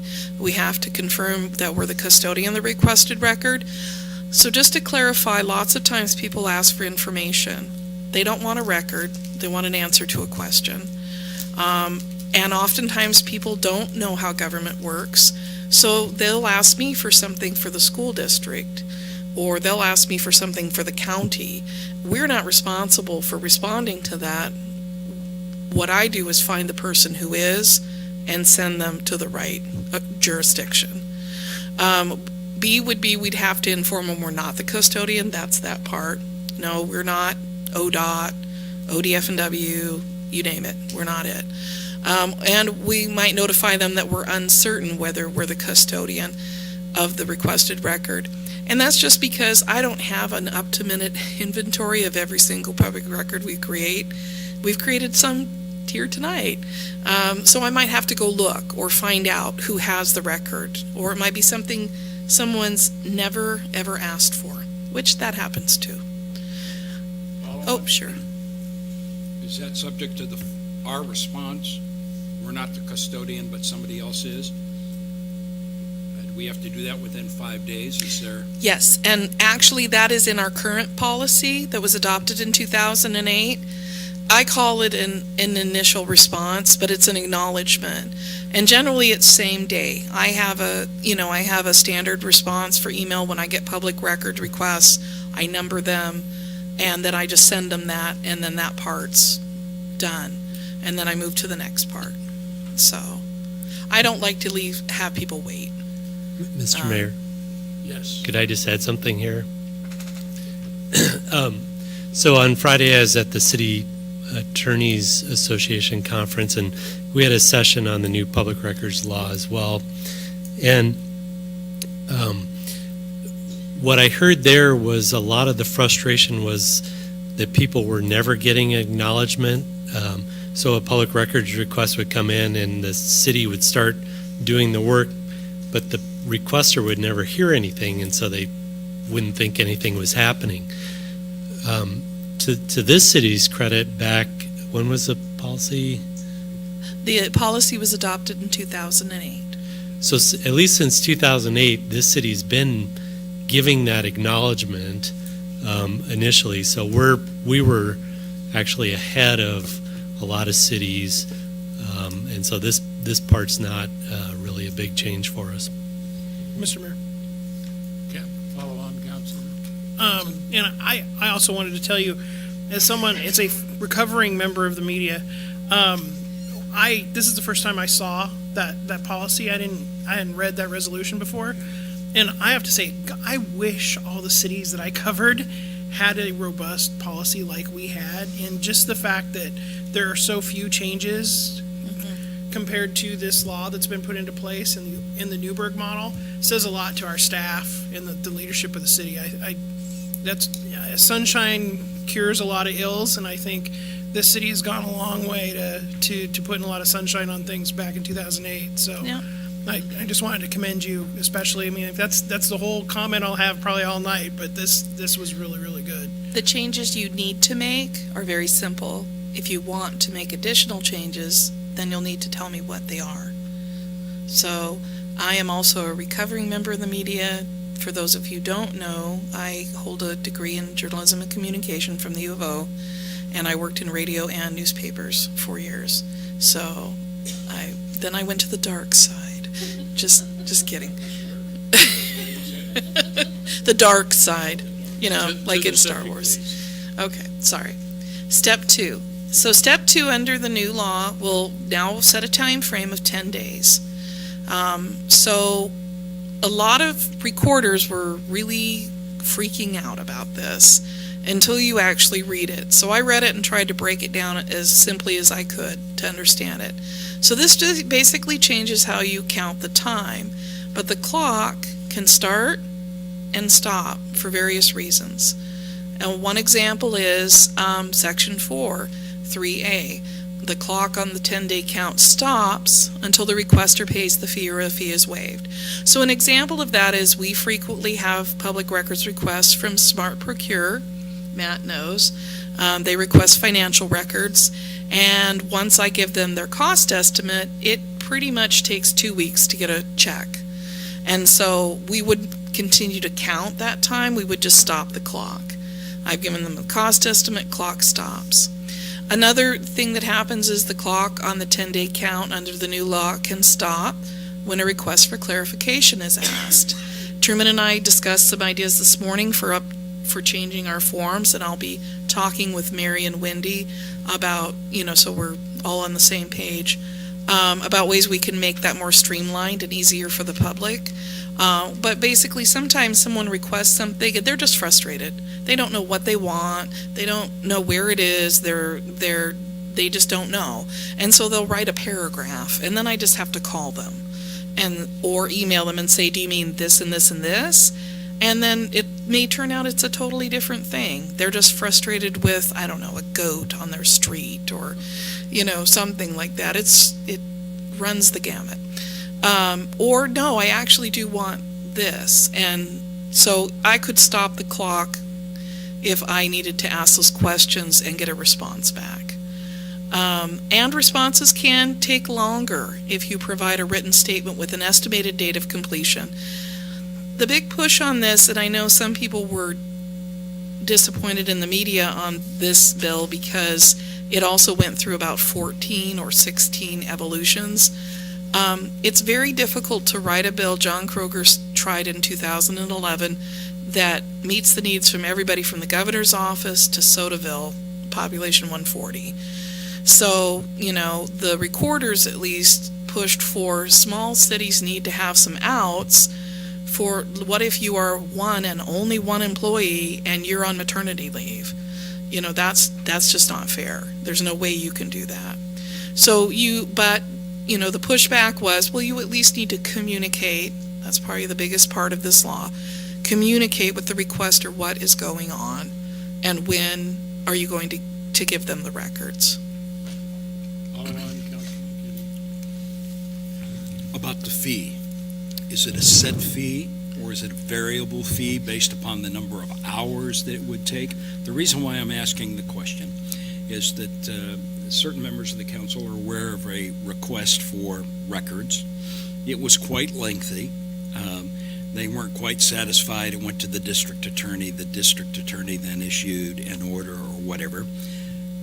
But the fee ended up being about $350, of which the party did not pay or couldn't pay or whatever. So it was a lengthy process. Lots of time was spent, but at the end it was kind of, oh, never mind, that type of thing. Where are we at as far as fee? So fees are not addressed in the changes in the law this year. It was initially brought up, the task force wanted to tackle it, and I think that the Attorney General chose to narrow the focus to get stuff done. So in the city, when the resolution was passed in 2008, there was an exhibit attached that was a fee schedule. In 2016, the city, Steve Rhodes had me work on a master fee schedule that finance has now taken over, where we stripped the fees out of all the resolutions across the city. We gathered them all up and put them in one schedule. And so now this amended resolution that will come before you will not address fees at all, because those are updated annually in the master fee schedule. So they were updated in the spring of 2016. I got input from all of the different departments of what they wanted to put in, including for public records fees. And then we published it and you approved it. The changes in the law this year did not tackle fees. That may be a topic for the future. In 2016, I brought before the council the resolution, and we looked at 12 comparator cities. We basically used the same 12 that we used for the classification and compensation study, and we ended up going with Lake Oswego's model because we get a lot of, I don't want to call them false, but we get a lot of requests, and we wanted to make sure if people were sincere that we weren't wasting staff's time if we were never going to get reimbursed, because as you well know, we need to prioritize our work, just like you did for us last meeting, told us what our priorities are, or we will never get anything done. So our model is $60 an hour. We used to break it out and you had to figure out who was working on the request in what department and what their salary was. And I did that, and it was very difficult because I'd have to go to the department and be like, exactly who is working on this, and then I'd have to find out their standing wage, and then I'd have to calculate it, and then I would pitch it or give the cost estimate to the requester, and then they would say, that's crazy. Can't someone who gets paid less work on it? So we just cut all of that clutter out and made it a base rate of $60 per hour, except for the city attorney, whose rate is higher. And then what I do now is I get a request, I notify the departments that it would belong to. They give me an estimate of what time they think it would take. Under the law, you can charge for not just producing the actual record, but searching for it. And in between those two things happening, sometimes there are a lot of conversations between me and the requester. If I can make sure I know exactly what it is they want, then I can prepare the most accurate cost estimate for them. Sometimes people don't like to hear that it costs. I've heard many things over my 9 years as a city recorder, including government should be free. It's not. So I hope that answered your question about the fees. Yeah, it does. You stipulated two things, though. It can include research and production. Correct. So $60 in research plus another 40 hours in $60 in research and then another $40 in production of the document. Correct. And a Very good example is email messages. We don't know at any given moment whether we have those emails, so IT has to run a keyword search to find them, and then they give it to me, and then sometimes it has to go to Truman for review, and then we may not actually turn up the record they requested. And that's all part of what I call my teachable moment in government, every time I explain how the public records law works. Thank you, sir. You're welcome. Okay, so what does this mean for you? So I took and put Newburgh up as an example here. I'm sorry, the print's a little small. I should have made it bigger. So that's our policy on top, and there's SB 481 on the bottom. So acknowledgement, we have that covered.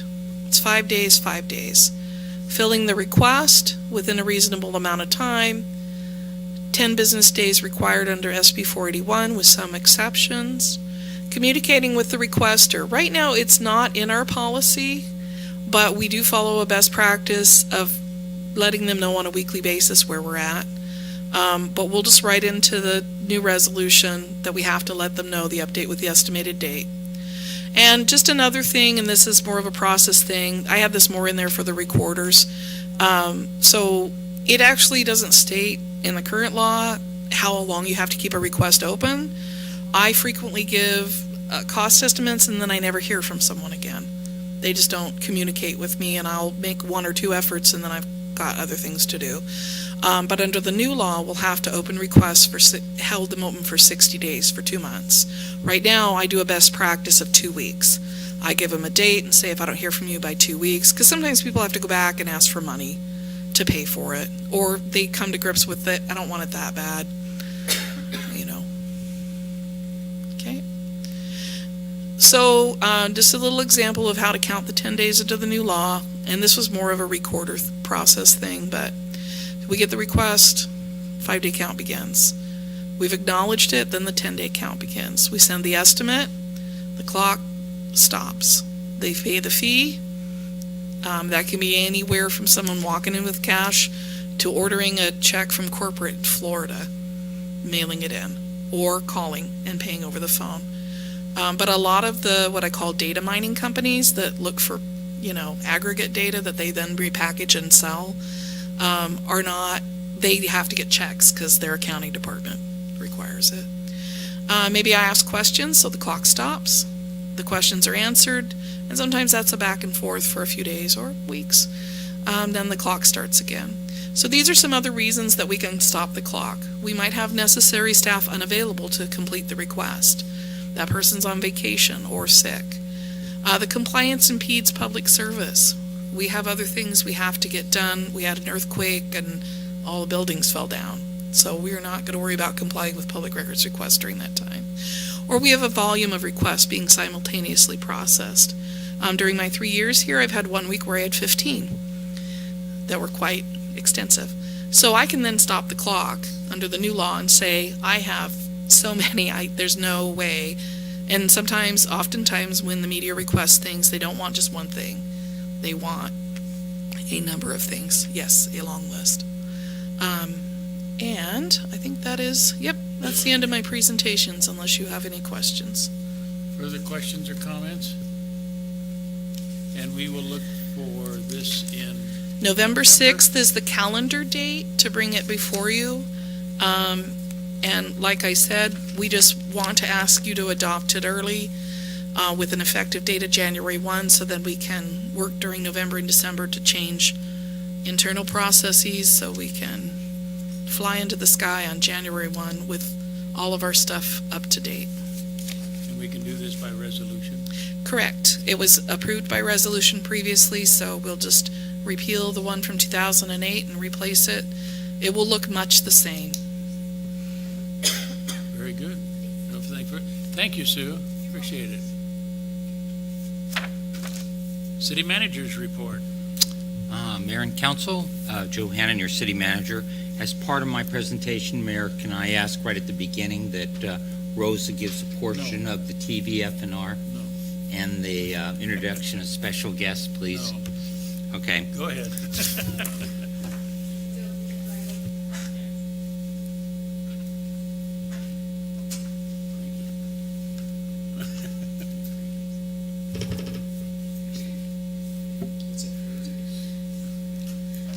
Good evening, Mayor and Council. Rosa Olivares, Community Engagement Specialist here. So I will give you a brief summary or update of the public information efforts regarding the TVFNR annexation, and as well a brief report of the bypass event that happened this last weekend.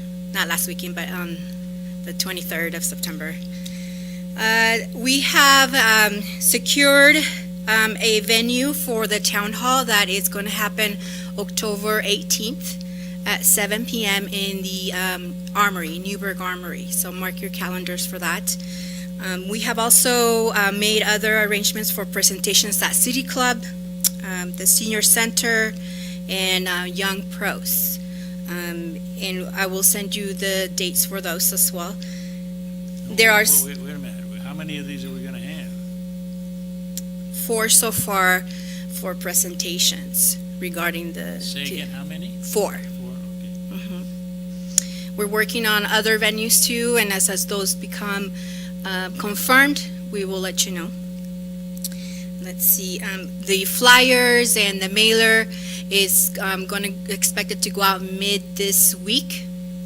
So it should hit the residents' mailbox next week. Let's see. And let's see, there's also a video being filmed by TVFNR and expected to be finished by late this week or so, which you will be seeing in social media. That they will also purchase ads for the graphic, the Newburgh graphic, so you announcing the town hall meeting as well. And that's it for that. And in regards to the bypass on September 23rd, I just wanted to acknowledge the participation of the local Newburgh High School Mecha group. The Mecha group, and I have the young ladies behind me. They are a student group that primarily one of their goals is to be involved in the community, and that's through volunteerism. And here I have 3 of those young women, Ashley Solis, Yesenia Camacho, and Leslie Palma. Right? And they're here just to be present, and so you can all meet these young girls that helped out on Saturday. There is this Jose Andrade was also there, he's not present. And I also, we also had about 4 community members that helped out as volunteers, and 10 CD staff were there. HR, and then Public Works was there helping out, and planning, I think planning was there. So, and finance, yes. So that's it. And the city manager. And the city manager was there.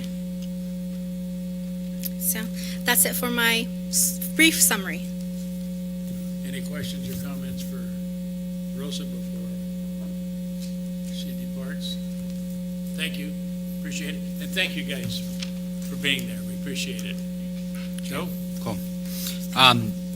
What I'm going to just highlight, you got a copy of in your email today, and this, I'm not going to repeat what we said the last meeting, but it's in writing now that you can look at those comments. So over the last 2 weeks, several things. First thing today is trees are down on Villa. You've gotten some pictures, from email. The trunk and some of the limbs have been taken to a location in the city, and so we've contacted a group in town called the Sawdusters, and they're going to look and see how we can use the wood from the tree on some use, anything from like creating plaques to, if we really can, I don't think we're going to, but getting planks out of it to hopefully like make at least a bench or something, and then we'll recognize the whole tree. And if we do something in the future in particular of recognize or acknowledging the Oregon oaks that are here, the Savannah oaks, that will put something at that location with our original tree. Culture Center said they would take whatever we can make if we can make a bench. So that's our goal. We'll meet with them tomorrow. If the trees are diseased like it appears to in the pictures, we'll also confirm that, let you know. and let social media know and the press on those. Attended the League of Oregon Cities. There were, I think, 4 of us, plus some spouses that attended. The mayor, Councilmember Stephen, Councilmember Denise, Councilmember Scott, and so we all went to presentation, and you'll hear about that later.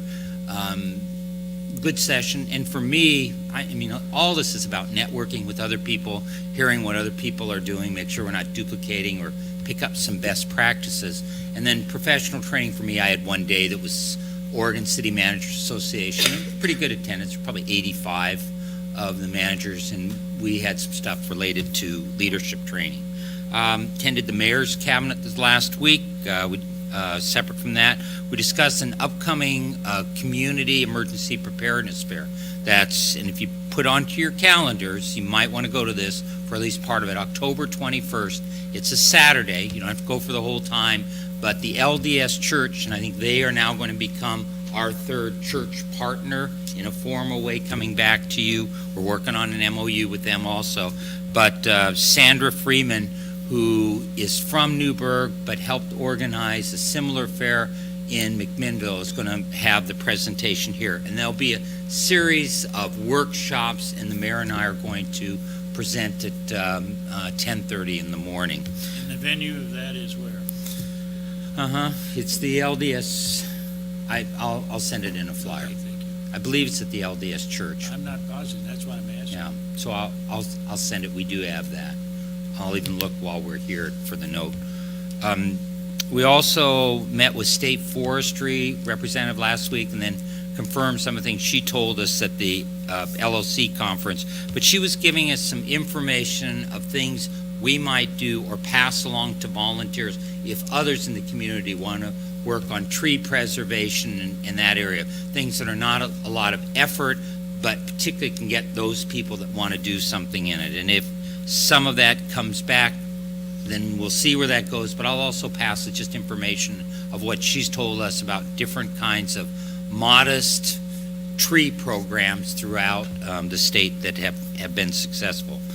We also, last week, it was police and IT, finance, and Mary, and I see she just left, looking at a TriTac proposal for some upgrades to CAD and our dispatching system. And this is part of the upgrade to the communication systems, and some of it is about what upgrades would happen at WACA there, and what are other proposals that would happen here. Nothing of a commitment, it's information at this point, and I know that will inform our further conversations that we have when we come back and talk about the whole budget for the upgrade that's scheduled for the work session for you in December 4th. So that's the next big one. We're bringing you back all of the alternatives we talked about before with dollar amounts, asking you then for input that we would then come back the following meeting with decision packages for you. Also attended the Play on the Bypass. These guys worked. I was basically playing. So we had a chance to go out, some important playing, which meant of talking to some of our partners and federal legislators that were there. So the mayor saw some, and I think a few of you that were there, or a few selected people were there, got a chance to talk to them about reinforcing the need and the commitment from the state and the other cities outside of Metro to support completion of the bypass. So that went well, and then we reinforced that with seeing the people over the weekend and going back and say, oh, we saw you at the bypass, or we missed you at the bypass. Here's the funding that's still needed to go to the next phase. Attended a Parkway committee last week, and then we had the monthly gathering of city managers. This is something we do once a month. The managers from 3 counties, Marion, Polk, and Yamhill, and we meet at the COG and kind of go over issues that are coming out. Rosa discussed the scheduled events, and the only other part is that later in your council business section, I could use some guidance or your suggestions about topics that, and I sent an email out, and if you didn't get it, we'll cover it again, but topics to offer to the school district that when you meet 2 weeks from tonight with the school board, really taking the lesson from the CPRD, one maybe issue from each side that we'd like to talk about to get the conversation going. Mayor? Any further questions or comments for the city manager? None appearing. Thank you, Joe. Appreciate it very much. With that, we move to public comments. I have nobody signed up for any public comments at this time, so we'll open and close the public comment period. And we go now to the consent calendar. Pleasure of the council. Remember, I announced earlier that your consent calendar on the minutes, the RCA speaks to 2 different meetings, but the minutes that you'll be adopting are only for 1 meeting. Pleasure of the council. Mr. Mayor, Councilor Corey? I'd like to make a motion that we approve the consent calendar with the amendment. Bacon beat you. It's been moved and seconded to approve the consent calendar. Is there any further discussion? None appearing. Do I hear a call for the question? Question's been called for. All in favor of approving the consent calendar signify by saying aye. Aye. Those opposed, same sign. None appearing. The consent calendar has been adopted. And with that, we now move to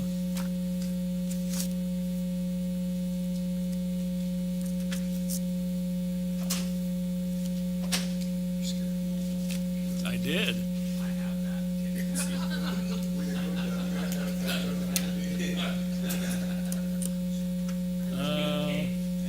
We have, if I may, if my turn, we, yes, and it works too. We have before us resolution, and if I may, 2017-3413. There's a typographical error, Scribner's error. Council support for a DLCD technical assistance grant for planning project assistance, urban growth boundary. Mr. Rux? Thank you, Mayor. Doug Rux, Community Development Director.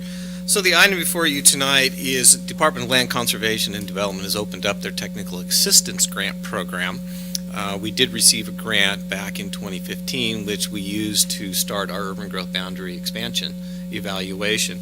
So with the solicitation that's coming out for this biennium, based on the adopted budget by the legislature for DLCD, you'll see there are 5 items that they've identified, and the top 2 are promoting economic development and promoting affordable housing and workforce housing. So we've talked with DLCD staff. We look at our urban growth boundary as addressing the issue about a land supply for employment land, so economic development, and second is for housing, which includes affordable housing.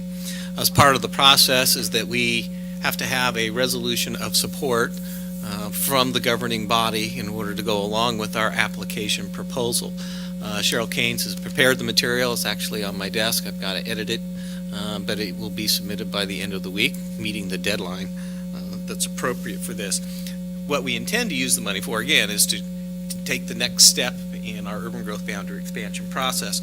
So as we identified in the financial section of this is we're going to request $75,000. We would match that with $75,000 that was included in our budget already. We're estimating it probably cost about $150,000 to continue on with the UGB work under the Division 38. And remember earlier I said I've been to DLCD, been to LCDC, so we're trying to get technical fixes in the queue for that particular process. So we have funds available. Hope we can get match funds in order to move on with the process. Thank you. Questions for staff at this time? Pleasure of the council. Councilor Bacon? I'd like to make a I would like to do something, maybe go home. I'd like to adopt a resolution number 2017-2413. 3413. Okay. It's a Scribner Okay. error. Okay, whichever. It has been seconded by McKinney to adopt resolution 2017-3413, supporting and authorizing staff to submit an application to the Department of Land Conservation and Development for a technical assistance grant for planning project assistance urban growth boundary, the UGB. Is there any further discussion? Councilor Essen. Am I mistaken, Mr. Mayor? Is that 2017, 2413? 2017, 3413. No, 2413. No, 3413. It's a Scribner error. Oh, If you look at all the other ones there. okay, well, I'll just assume that you guys, I'm just reading what I'm seeing here. It looked like 2413. If you read the RCA is incorrect. Oh, okay. If you read the resolution is correct. Gotcha. Thank you. Is there any further discussion? Question has been called for. I hear no further requests for discussion. All in favor signify by saying aye. Aye. Those opposed, same sign. Resolution is adopted.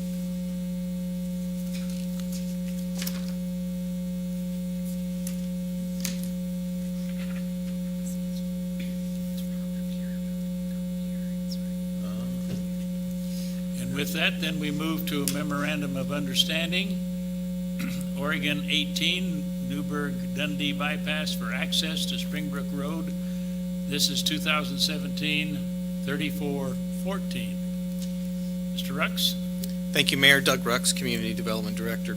So the City of Newburgh, by Council Resolution 2016-3242, entered into an intergovernmental agreement with ODOT regarding the bypass project.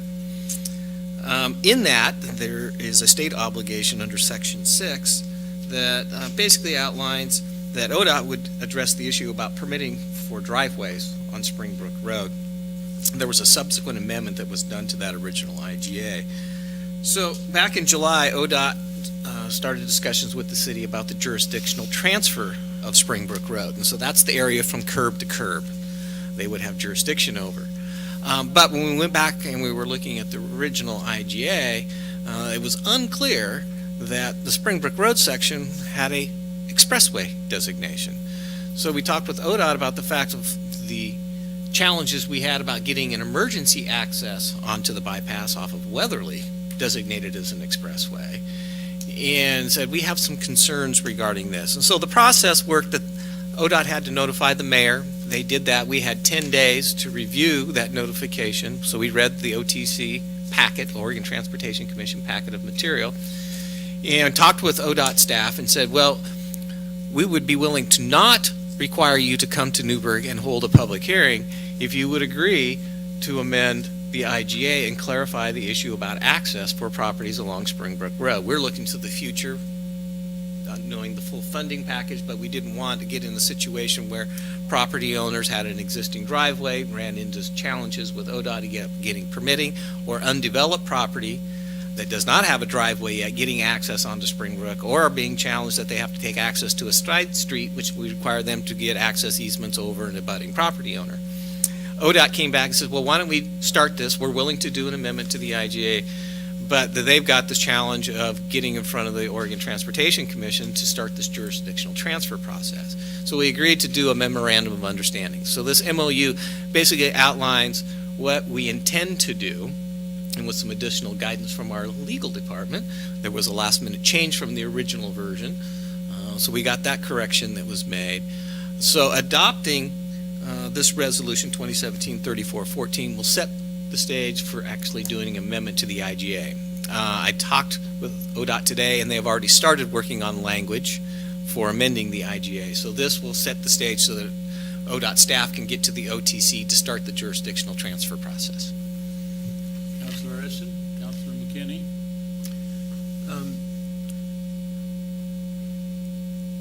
Is there any point in this, we're going to take it over? Is that, or they're going to take it over? Is that what's happening? That's correct, Councilor Essen. So we already, in the IGA, we've already agreed that there was going to be a jurisdictional transfer of Springbrook Road during the term until Phase 2 of the bypass, going from Highway 290. This is temporary jurisdictional transfer.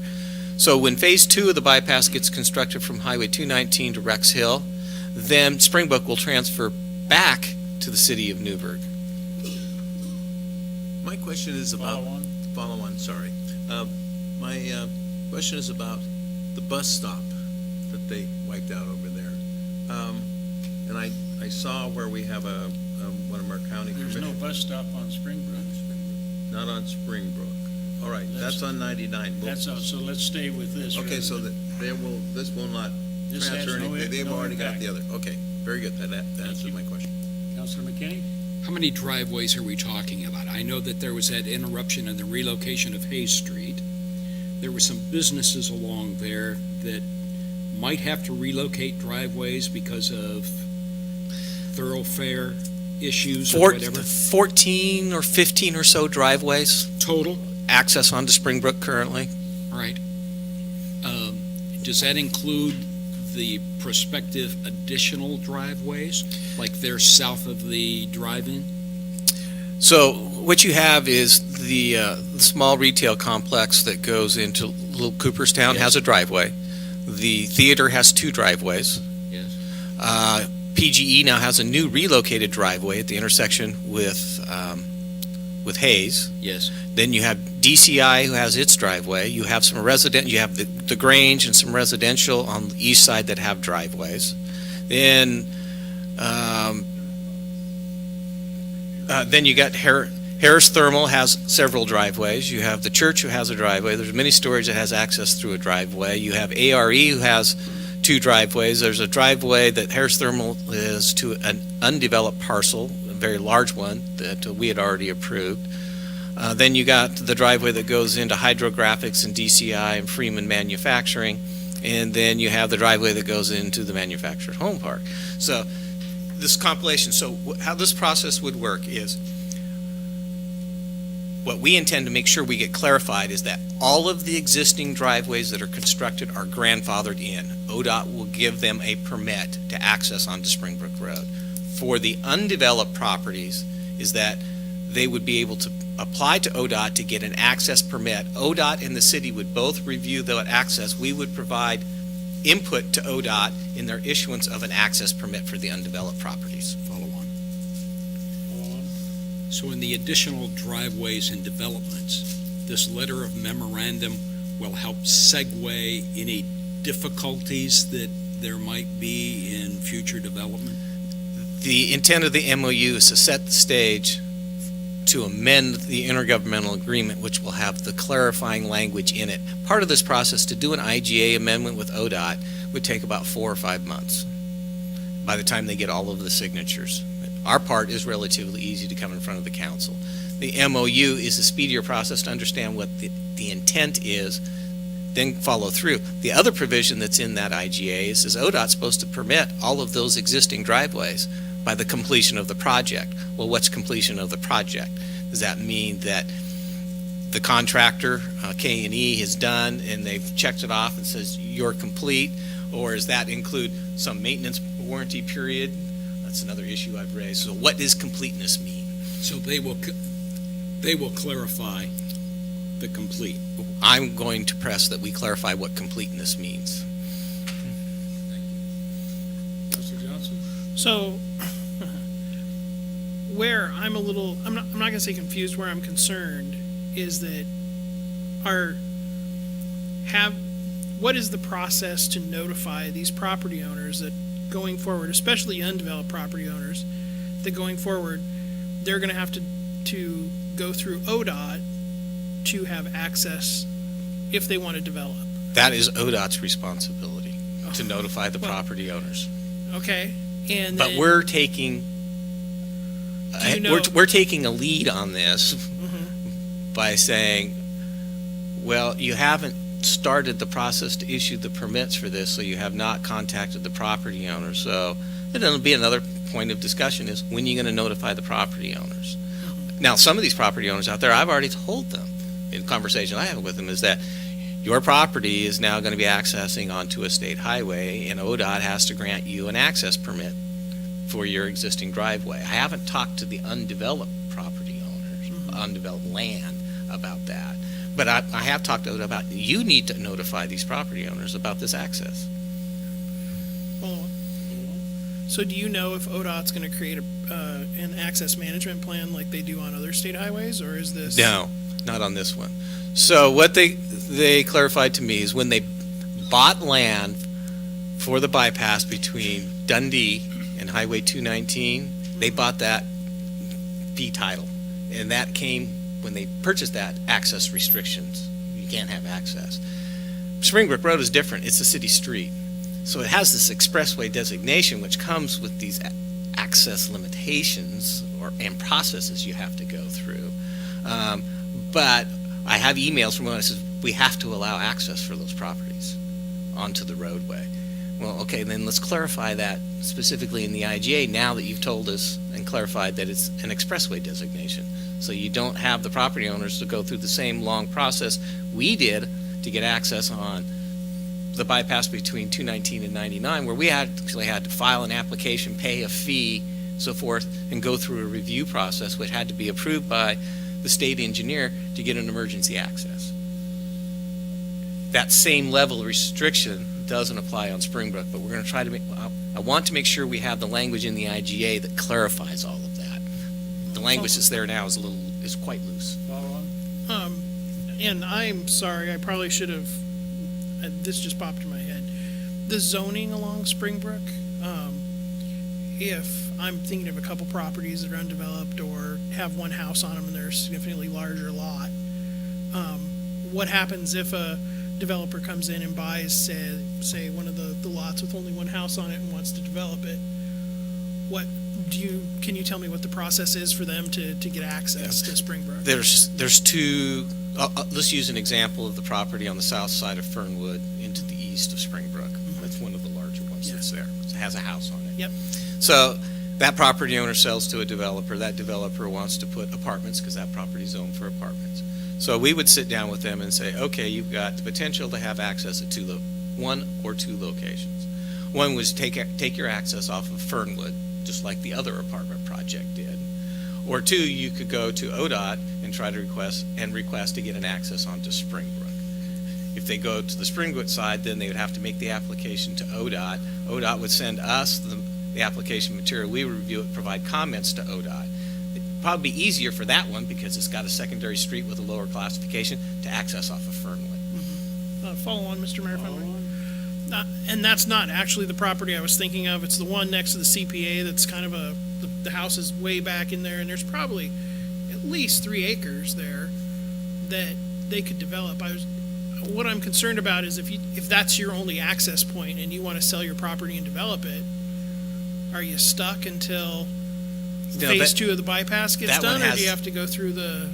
Well, if I think it's the property you're talking about, they have a driveway already. So the issue there is ODOT issuing them an access permit for an existing driveway. Okay. And so no matter how many houses go back in there, they have access? Yes. Okay. Great, thank you. I have a question, and then we'll go to Council McKinney. We received a revised MOU. Yes. Was that revision the item number 9, where the MOU is not intended to create a legally binding agreement? That is correct. Thank you. That's all I have. Councilor McKinney. This memorandum will be applicable and suitable for the city and future development in case the bypass is never completed from 219 to Rex Hill. They would continue to have ownership of Springbrook if the bypass is not extended. Yes.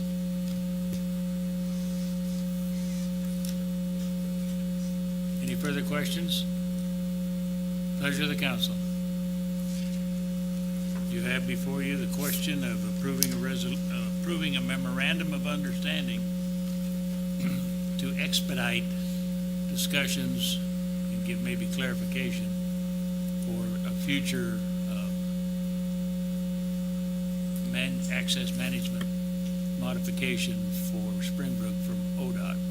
So It's been moved. It's seconded, Corey, to adopt resolution 2017-3414, approving a memorandum of understanding, Oregon 18, Newburgh-Dundee bypass for access to Springbrook Road. Is there any further discussion? Question's been called for. I see no further discussion requested.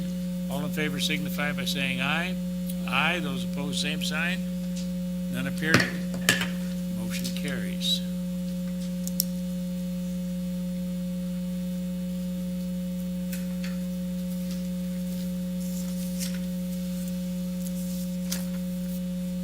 With that, we now move to a very brief report.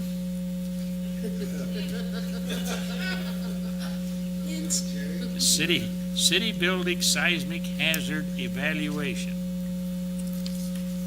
Mr. Harris. Good evening, Mayor Andrews, City Council Jay Harris, your Public Works Director.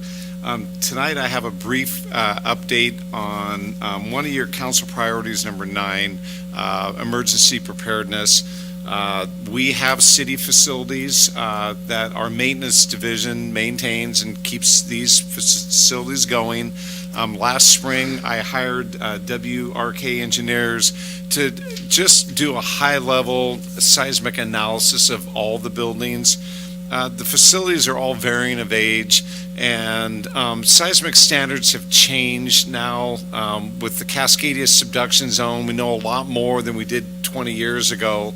Like when this building was built, we know a lot more about how the ground's going to accelerate here, how big the earthquake's going to be, that sort of thing. So all the models have changed. So a building that was built to withstand what we thought was a big earthquake even 20 years ago can't today. Typically the issues are a lot of lateral. We didn't know that it's going to shake for up to 4 minutes. So it's likely it's a 9.0 off the coast. It's going to be about an 8.0 here is what they're saying. And it could shake for 3 to 4 minutes. So hang on. A lot of things are going to rattle loose. Typically the foundations and that sort of thing aren't as much of an issue. Liquefying soils could be a concern though. That's where water saturates the soil and everything drops. So what you have here this evening is a report from WRK engineers that just shows really high level by they walk around, pull a couple ceiling tiles out, look at the plans and put the structure into a model, and then did a bunch of checklists here. So there's hundreds of pages of check sheets and that sort of thing. And so each building gets a rating, and if you go to their table 1, it's about 3 pages in on the RCA, that the lowest rating you can get is a 1, and the highest rating you can get is a 5. And so they rate it on how safe a building could be, what the anticipated damage is going to be, and how long does it take to recover. And so if you go to that table, we don't have any 5 stars. We don't have any 4 stars. We have a few with 3 stars. So what that means is we need to start doing some work on some of our facilities over time to get them up to a higher standard. So I have some recommendations in the RCA. One is to move quickly on this public safety building. Move forward. It'll be about $15,000 for a very comprehensive report and a much better cost analysis for this building.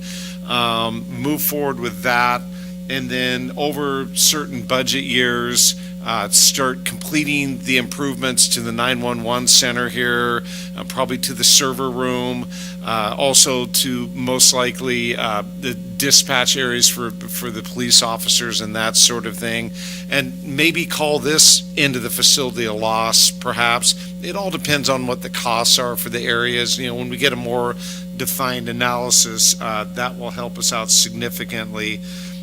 Also, another recommendation I have, and it's already currently a project, is... Clarification, if I may, Jay? Yes. I'm looking at the police station. That's what you mean by public safety. That's correct. And you say the estimated cost for seismic retro is $15,000 to $199,000 Per square foot. Okay, per square foot. And then what's the next one, expected retrofit costs? That would be with the seismic retrofit costs are just for the contractor. You have engineering and permitting and other things get added into that cost. So the engineering is the first one, the other one is to actually do it. Correct. So Does that include the first column? Or is that in addition to? That's in addition to. So you'd use the middle column. Okay. And those are all just real thumbnail estimates. That's fine. I just wanted to continue. So Councilor McKinney? I'd like to ask a stupid question. We know all these buildings are going to have to be retrofitted or upgraded in some way. Is there a benefit to getting a report of how much we need to spend initially? Can money be saved by just doing it without a report up at the very beginning, to combine the dollars of the two and just and get it done? I'll give you an example. Like this particular facility, it's approximately $15,000 to get a very good report of exactly, put in some bolts here, weld this, add a column here, attach ceiling tiles with more cables.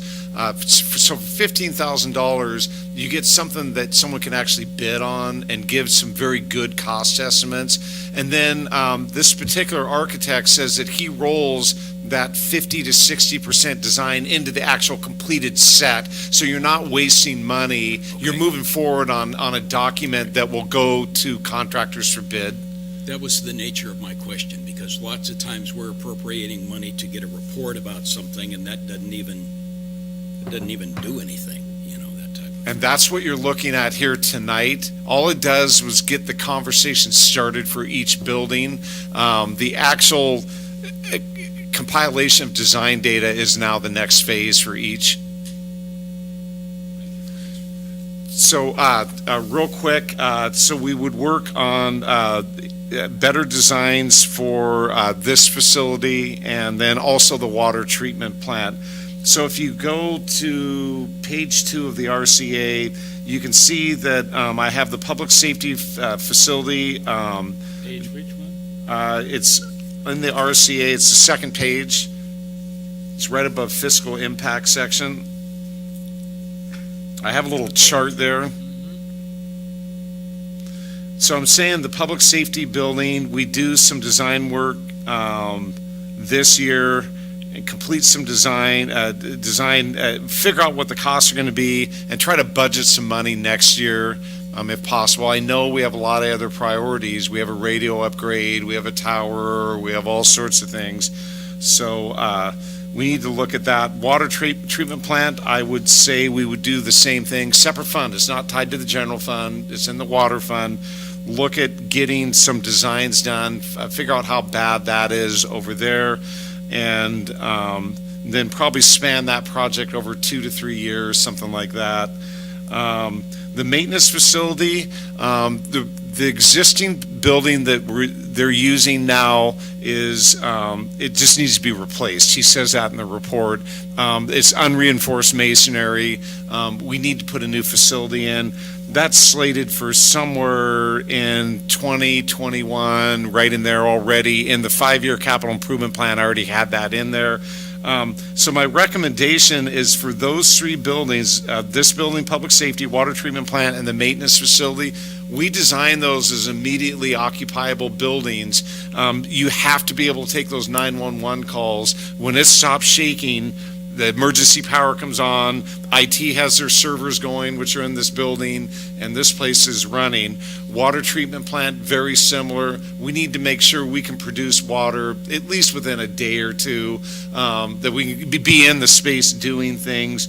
The maintenance facility, when the 911 center takes that phone call, guess where the call usually goes next? Someone's dispatched, right? And a lot of times it's the maintenance crews coming out of the yard there. We're loading up equipment, men, machines, that sort of thing. So it's real important to have that at a high seismic level also. I'm suggesting that the wastewater treatment plant isn't immediately occupiable. Nobody gets hurt. Things collapse. We could be running sewer into the Willamette River for a while. It's not going to be unusual for Salem and all the other cities to have similar issues. City Hall, I'm recommending is just designed at a medium seismic level. Nobody gets hurt. The building can be tilting to the ground. Everyone gets out. Nobody gets hurt. And same thing with the library. And that's just this real preliminary stuff. When we actually get into like the city hall design, for example, it might not be that much more money to upgrade it to the highest seismic level, right? It's a newer building. There's a lot of I-beams in there. For a small amount of money, we might be able to keep that immediately occupiable. I would think the library maybe not as much so, especially for the old Carnegie portion, that probably is going to be near total loss. Yeah. So moving forward, I have some recommendations in here to look at water treatment plant and the police facility here and get some better numbers. And that's the end of my report. Question, Councilor McKinney? If after an unfortunate event, do we own property that we could send a D9 out there, level it out, and bring in portable buildings? Wastewater treatment plant has quite a bit of expansion space next to the animal shelter. We own all of that. So yes, the buildings can be demolished. We could put in temporary centers, to get city government up and running again. Assuming you can get them here, there's going to be a lot of bridges out. So there's going to be troubles for quite some time. And if you follow in Puerto Rico, I mean, that's sort of worst case, big hurricane, and they can't get, it's an island, right? Everything has to fly in or be shipped in. Hopefully we're going to be a little better off than that will be a little more accessible, like the Gulf was, where you got a lot of lifelines that come online a little sooner. Councilor Essen? I just wanted to say I read something today that was in our email that says we are going to be in big trouble because all the bridges will be up, and then the roads that are lifelines are all through the mountains, and we're really going to be isolated out here. That was what it said. That was just a comment.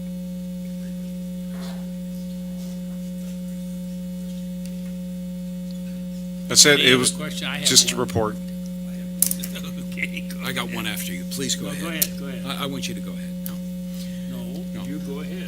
Chair has the prerogative. In event of, tell me about the north side of the Willamette River, that ground right there at our water treatment plant. What's happening there? What bad thing should we expect there? The worst case at the water treatment plant is the soil liquefies and the plant is in the Willamette River blocking it. Probably more likely you're going to see some significant settle at the water treatment plant, and that the settlement will make it unusable for some period of time. That is one of the reasons why we have a generator, and it'll be out in the well field, and we're going to be making plans to be able to isolate the water treatment plant, and it won't run, obviously, so we can make repairs or completely rebuild it and take the well water directly into the potable water system. It'll have high iron content. It'll still be a boil water notice, but when you open your tap, the goal is to get water coming out, right? People have their Bunsen burners and whatever they need to do and treat their water at their house. So it's very likely that the water treatment plant will be significantly damaged. The outcome of that will happen this year of the analysis of that. If I may, a follow-on. Is our water supplied under the river right now, or do we still have that line that goes over the river? Great question. So our well field is on the south side of the river. We currently have 6 wells in production. Well 6 will be able to get us where the generator is about 2 million gallons a day if the well doesn't collapse. Obviously, it's a vertical column that's hollow. We're anticipating they're not going to sand up, but they can liquefy, and the center, they could fill up with sand, so we can have some issues out there for a short time. The transmission lines, though, we have the old 219 bridge that if you go down to Rogers Landing, you can see that. That bridge is going in the treatment plan analysis. We're going to analyze that bridge seismically. It's 9 out of 10 that is probably going to end up in the river in an earthquake. It was built in the 19 teens. They just didn't think about things as like we do now. So that's going to be gone. But we do have the water line under the river that was put in 2008. It's high-density polyethylene, thermally fused pipe. It's all one piece, basically. It does very well in an earthquake. The potential is that we will have a good connection to well 6, and we'll have this pipe under the river. We're thinking it's going to probably break loose at Dog Ridge Road, where it goes to ductile iron pipe. The polyethylene goes to, or plastic goes to ductile iron. That's probably going to shear. But we're thinking we can get that repaired quickly and start bringing water in from the bottom. And then also the reservoirs, they don't have seismic isolation valves, but one of our first measures is to shut them off until we can evaluate the system and then be bringing water back down from the top in a grid isolation type of manner. And one more question. Excuse me. Is that, so it's going to be very difficult for us to do things above ground. I mean, it looks kind of bleak there, or whatever. Do you own pipe that you could repair that line? Is it on the premises now, so if the old cast iron or whatever, breaks off or whatever, do we own pipe that you could plant in the ground? We do not keep 24-inch pipe on hand. It's typical. We have a lot of 8-inch and smaller sizes. So the discussion has been, if we're severely shattered, our backbone system is severely shattered. I'm not talking about the cul-de-sac and the little 6-inch pipes, and I'm talking about the bigger, lines, 10, 15, 24 and up. It's likely if those are shattered that we will be, and we have no materials available in this region because we're cut off, that we will be removing pipe from other areas of the city and reinstalling it in critical locations. So it's here, but it is in service, and we'll be taking some areas offline and bringing others online. It's the protocol. Well, my obvious question is it in our best interest to inventory some of that pipe? We do have some inventory, but large stuff, but at a certain point, it just sits around for, 20, 30 years and then starts rendering itself unusable just because of age. That's correct. And it's once every 400 years. Thank you. I had shared with me today an email about a grant program being opened up today for seismic rehab applications.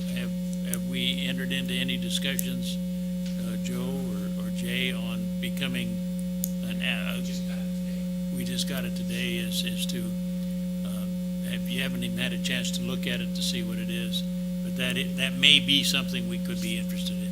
Thank you, I appreciate that very much. My goal is to notify the consultant, Mayor Andrews, of this grant application and try to get his study done of this building and get it set up and have his assistance with that application also. You would be using this facility as okay, thank you. Yes. Thank you. Anything else further for Jay?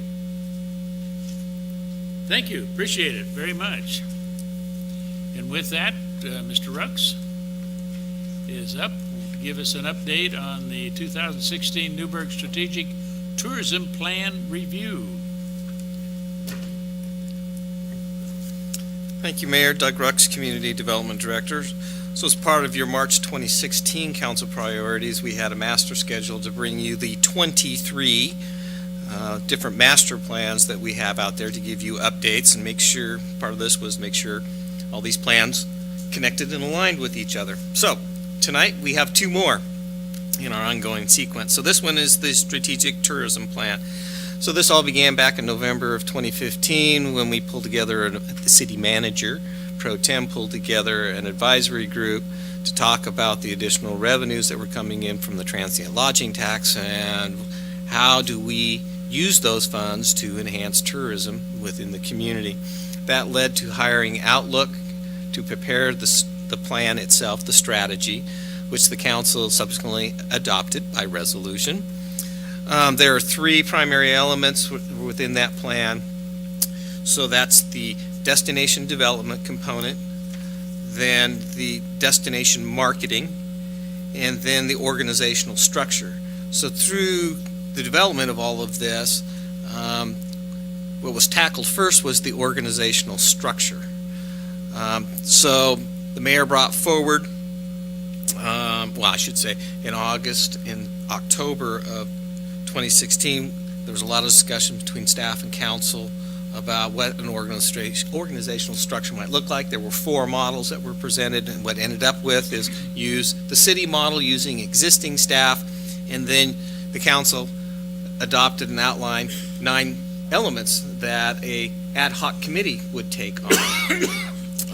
And that ad hoc committee would operate for 2 years, but no more than 4 years, and move forward with the elements that are listed here. So as outlined in your report, that committee was formed in December. They started meeting in January. It's a 13-member group. The TLT has met 7 times between January and the end of June. They've worked on preparing the small grant program, which we did the first round of solicitations in your report. It talks about the Oregon Camellia Society, the Cultural Center, Hoover Minthorn House, YCAP, and the Old Fashioned Festival. We received funding from the small grant program.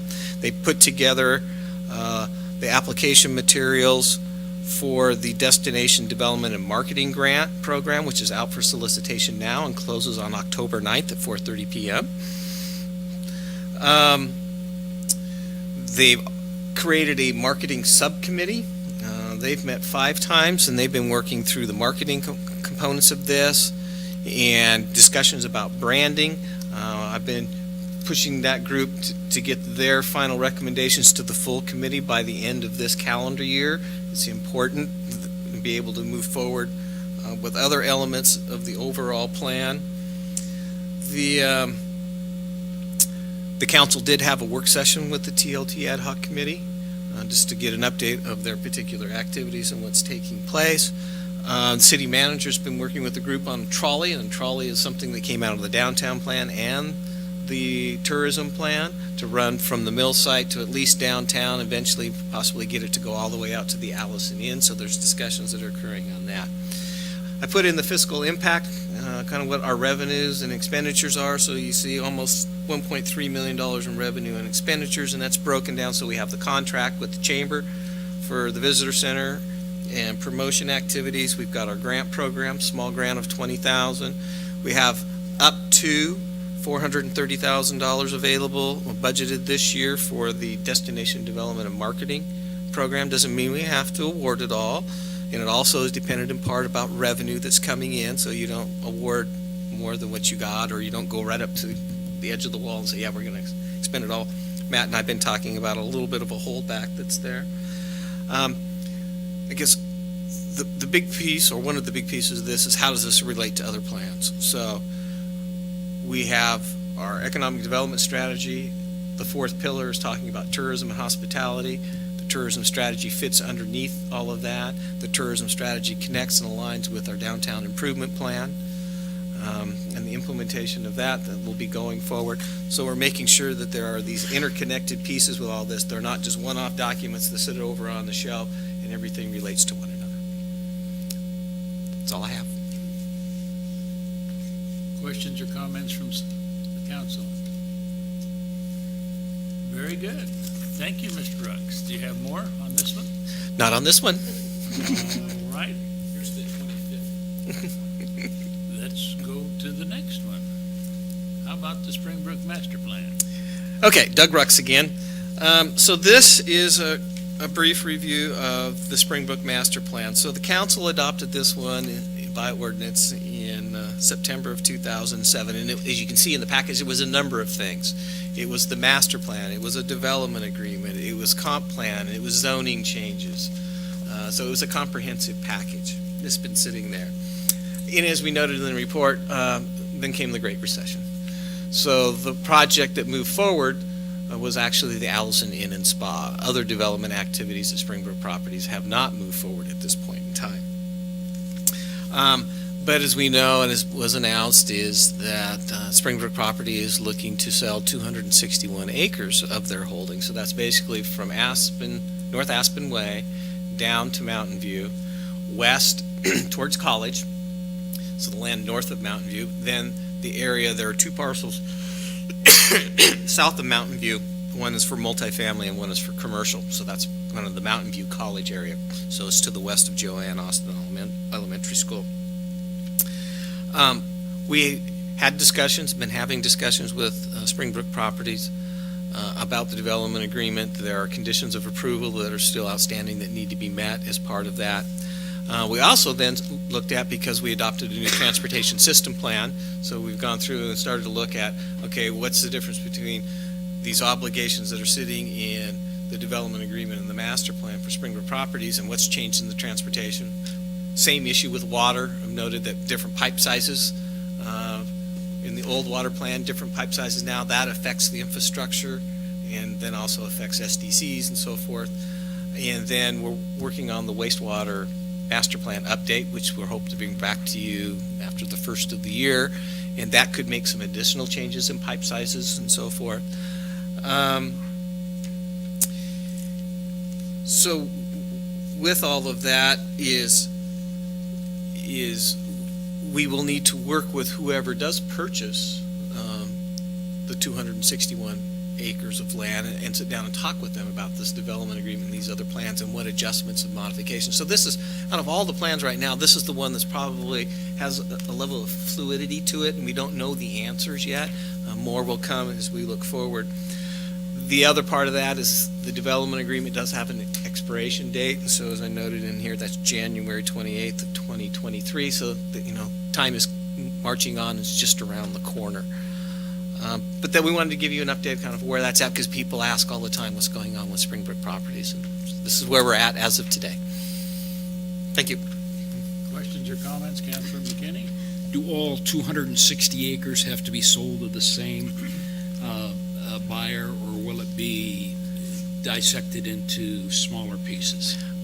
I don't know the specifics of that, Councilor McKinney. What we know, what I was briefed on, is that they were looking for a purchaser of 261 acres. So it could be a full, but until they go out into the market and talk with developers and get a better understanding of what that reaction is, it could be something less than 261.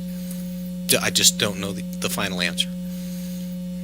And further on, as a follow-on on that, the development of that particular 261 may be over a 5 to a 15-year period. Is that correct? It could be.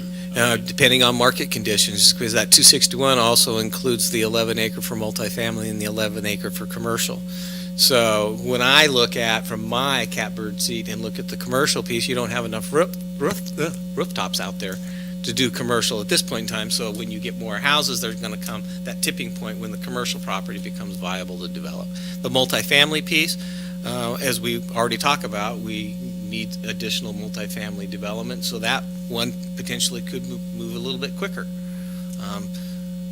It just depends. Thank you. Councilor McKinney? So those are all contingencies. Yes. Kind of hard to plan, huh? Well, I would say what we have is we have a master plan. We have a development agreement. So we have a lot of clarity there. With the announcement of looking for a purchaser of 261 acres, and as the Austin family has indicated, a purchaser who has the same kind of values and vision that they had from that master plan, is what kind of tweaks might be necessary to that master plan in order for the development. Market conditions have changed, development concepts have shifted a little bit over 10 years, and so there may need to be some tweaks to the master plan and the development agreement in order to make a project viable and workable. Any other comments or questions? None appearing. Thank you very much, Doug. Get us caught up to date on that. as we look forward. I appreciate it very much. I'm sure the council does too. With that, we move into council business, and then the first item on council business is a YTCA report, and this is Councilor Essence. Yes, and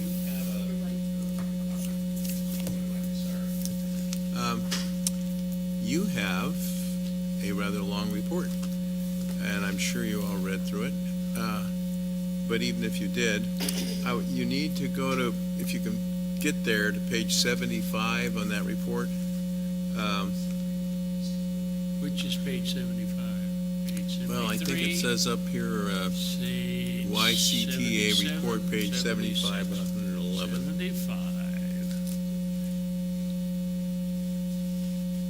That's the one with the little map? The map, that's what we're gonna look at. Thank you. And if the top, it shows the overall basic county, and then it shows McMinnville in the upper left hand and Newburgh in the bottom right hand. And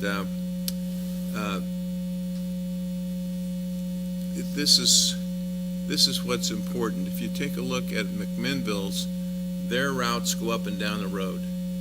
They have a couple of loops, but if you look at our map, we have a map that goes up, and we have a route that goes up and down 99, and the other ones are loops, which they admit is pretty worthless. So that's our problem. And I asked them, I said, okay, do you guys think our current system is worthwhile? They said no. That it's having these loops, don't get the ridership you need. You got to get on one part of it, ride all the way around to get 2 blocks that way. So those aren't good ways to go. And so what they have tried to do for us is have on-call, what do you call them, Meals on Wheels kind of thing, dial a ride, so that you can dial and then they'll take you down, pick you up and drop you off. Now, that's okay, but what Denise is working on, as I understand, is getting the groups that are in town that have little buses. And like, for instance, if you're at a senior's home and you belong there, and guess what? They have their very own little bus. And then they ride that little bus down to, say, Freddy's. And they pull into Freddy's and they park it. And everybody gets out of the bus, goes in and shops. It waits there, comes back and picks them up. And they're right there at Freddy's. They don't have to walk across any streets. But in our case, if anybody else doesn't have those particular buses in our town, then they have to figure out some way to get down to Route 99. And I think they only have, I think it's 4 trips a day or something like that. You get down there, hopefully you get there at the right time. It takes you down to, say, Fred Meyer's. Then you wait for the next bus, and then you say you're a wife with 2 kids, and that's the way you're going to go shopping. So you got your 2 little kids, you got your 2 bags of groceries, you're in Freddy's, you march out across 99, dragging the kids and your groceries, and wait in the rain, because there's no covered bus stop there. In fact, there's no bus stop at all because ODOT got rid of it. So that's our problem. But here's the good news. The good news is the same money that's coming to help us, what is it, 2017 budget bill, 2017 is what the title of it was. Anyway, it's they're coming to the rescue. And so they're going to bring money to the county. So I thought that was great. Well, except they're going to use it for tourism. So what they're going to do instead is try to pass a bill or pass something through the voters, and they have the option of having vehicle registration fees. So the citizens will be voting to increase their vehicle registration fees. At least that's what I'm recommending. And then if they do, they're hoping to get $5 million for our bus system. So what they're looking at us right now and asking is, okay, what do you want? You know, and I'm saying, and Cynthia Thompson's the gal in charge. She's been working very closely with me. I've told her about what we're doing. She was thinking, well, what we heard was that you guys are doing your own bus and you don't want the county. I said, not true. It's a separate, entirely different thing. But it would be good if she met with Denise and find out what's going on and try to make this whole thing work. Bottom line is, there's going to be, they will go out for the money, and I've suggested that they make our routes fixed routes. That, you know, since I was asking, you know, do it right.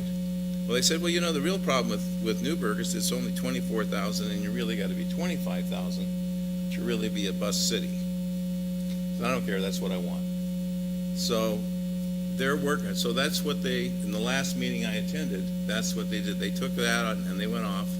And then I think you probably got an email from Rick Olson, and he's driving out here trying to figure out what to do about replacing the bus stop and putting in a bus stop that's covered and that we can actually use out there at Safeway in 99.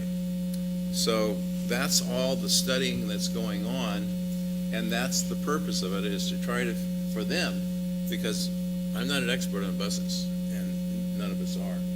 So Cynthia's working on it, and Rick Olson's working, and as you got the email, and I guess you got the email too, apparently Rick did make a meeting, and I don't know what's going on with that, but he sent an email, I think it was a little over the weekend at some point, where he was out driving, trying to figure out where he wanted to put the bus stop, and they're going to try to fix the best they can what will be a real bus route. And that's kind of where we're at, and we're just in flux right now. I just found out at the last meeting. Now, I do have a map, and I guess I sent that, but I forgot that it wasn't in here, so it doesn't really matter, but it basically says we don't have any ridership on our circular routes. We do have one end of town, down by the dog park or up in that area there, near you, I think, somewhere, that is using the bus to get to 99, but it really doesn't get enough ridership, and they don't know what to do. Well, too bad. The reason it doesn't get ridership, in my opinion, is who wants to get on one of those circular routes? And that's why I said, let's look at this, and you can kind of expand it. You can see it. You'd have to get on the thing, clear around, come back. And it only goes, I forgot what the riders, but it's not very often. So you really have to set it up where they're there every hour. It's got to be a real bus route. So they need to come out. The next meeting I go to, they're coming back with their plan, and it won't happen for another 2 or 3 months. But for anybody that's interested in what all the studies they did and everything like that, it's all here. And I don't know that I can answer a lot of questions because I still don't really understand it a lot until they come. I mean, this is the first thing I got after a year of working on this is, and their group, they have a group that's putting this together, and it's all being put together so they can put it on the ballot, so just like we're doing, and try to get $5 million. If it passes, big if, we could get bus service. And that's, in a nutshell, what you need to know. City manager? Mayor, I don't know the answer to this question. I know we have a staff person who's working, who's been in and out, but do we know anything about the survey of, it's supposed to be a survey of people that have been riding it, so we can figure out what any of our people have said? I thought I emailed you, it's a bubble survey that tells you what the ridership is and stuff. If I didn't, I'll re-email that to everybody. That's what I said. I thought it was in the report, but I guess what they did, they just handed it out at the last meeting. But I can dig that out and I'll see if I can get it copied into everybody's hand, because that's the most important thing. I can just tell you though, before you get it, we don't have enough ridership. We don't have any ridership hardly compared to what we need. And the reason we don't have any ridership is nobody wants to ride a bus, that there's no bus stop, you're walking in the rain, it goes circular. I mean, you've got 2 kids, you're carrying your groceries across the traffic, and it's just, so obviously we're not gonna have any ridership. So they've got buses running around with nobody on them, and they're wanting to stop it. And I'm saying, no, we want more buses, and we want the routes to not be circular, and we want bus stops. So if we have bus stops and real routes, we may get some ridership, but you can't expect what we got now to have any ridership. And so that's the problem. It's, so what is what is our priority on bus service? Do we want it? Now, if you look at ours, we just basically have what Joe said. We have basically a statement that, yeah, we want to have buses. But if you look at McMinnville's, and it's in here, it is a very extensive, what they want to accomplish, but you gotta remember, they're a lot bigger than we are. And you notice that in their routes, if you look on that page, they go certain places and they can get there and back. Councilor McKinney? There you go. Councilor Bacon. But I will send that off to everybody just to let know so they can look at that little map. We are in possession of 2 shelters, am I correct? Bus shelters. Yes, right. And That have not been installed. that have not been installed, does that include the one that ODOT took out? So we're in possession of 2, and where's the one that they took out? All right, so that's a possibility of 3 right there. All right. And Rick Olson, who's the newest, member of their council or whatever. Is the person that is running the buses now, does that person have the confidence of the 3 commissioners, or are Denise, do you know anything about this? I could answer. Because I'm under the impression that they do not have confidence in this particular individual. What has happened is Rick, like for instance, I basically, what I said to them, I don't want to explain this to the council, I know nothing. I want you guys to come. And Cynthia said she would, but Rick said, well, it's not in her contract. Well, I think we can get them to come and really give us a lot better presentation than what I'm giving now. If you want that, that's something the council would have to tell me. But I believe I can get Cynthia to come. She is very, very willing to make this work. The problem was they just aren't giving her any resources. So what's happening is Rick Olson is stepping in and filling in for her to make sure that things happen. So yeah, it's been a little hard working, trying to get her to respond sometimes. I know she met with Joe at one point. Basically what she said is, if you want, and to be honest, I mean, this is true, she doesn't have any money, and the way she put it is, some cities, there aren't that many cities, McMinnville and us, the other cities are too small. Some cities have put in their own bus stops, but what I asked her specifically about is the Safeway one. She says, well, that's going to be about $50,000 to put that in. And so I said, well, throw it in. That's whatever it takes.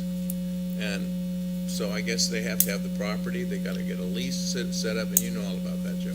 So, but that's where I've left it. I've kind of put it on their shoulders, that if they want us to, want to have a bus system, then they're going to have to, basically come up with the money. I'm sure you're not sitting around $50,000 to go put in a bus stop when it's really supposed to be the county's job.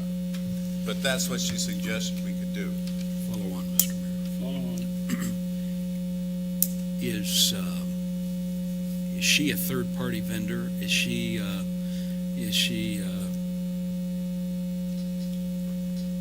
She's a contract employee. contract employee? Councilor Bacon?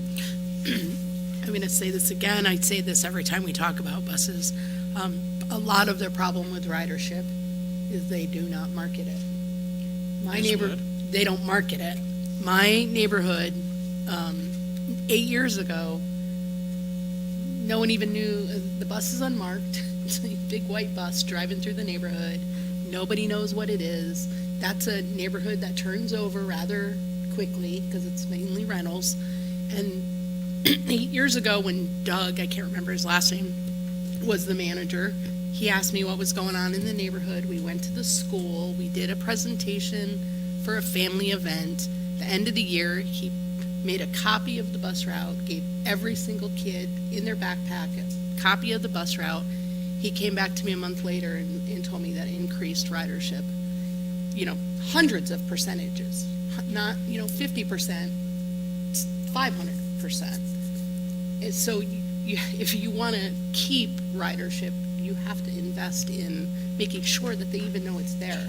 Do I agree with you that it's not convenient? I totally agree. Who has time to do that when you're paying a babysitter or need to get to work on time or all those things? But they do have to market it if they want to increase their ridership in that neighborhood especially. Mr. Mayor? Are you responding? Yeah, I'm responding. Thank you. Councilor Corey? Yeah, I think that's right. And again, we have a little bit of rain here in this area, and if you're standing in a pouring down rain without a shelter to stand in, and if you're in a wheelchair and it's not wheelchair accessible, that you've got to put together a complete package. And then once you do that, I think you'll have something people want to ride, and then, yes, then you market it. You have buses that say, this route, if you're in San Francisco, you go down the B line to C line, I know my cousin never had a driver's license because he knew the bus system down there. And we don't really have an adequate bus system. It doesn't run often enough, and it doesn't run where you want to go.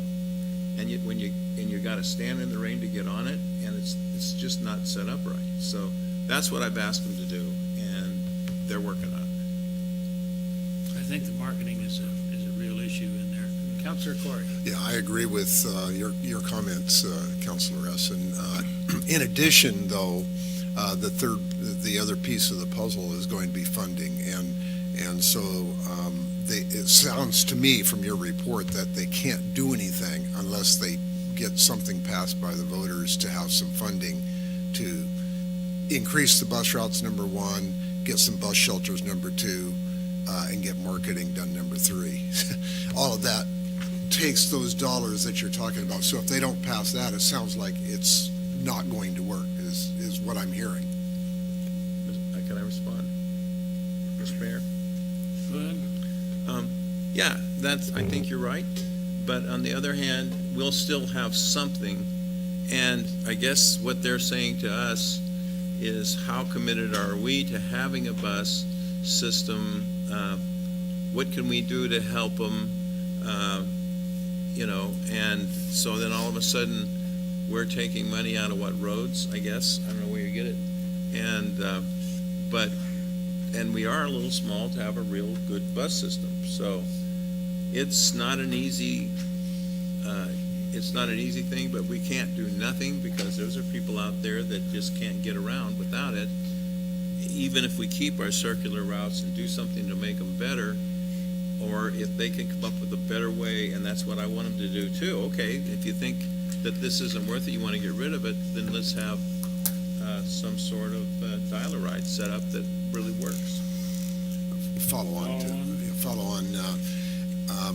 And being a member of this council, I don't know how the rest of the council feels, but I certainly don't want to put any more of the city funds, especially from roads, into a failing system. because that's what I feel like I'd be doing. We'd be putting it into a black hole at this point.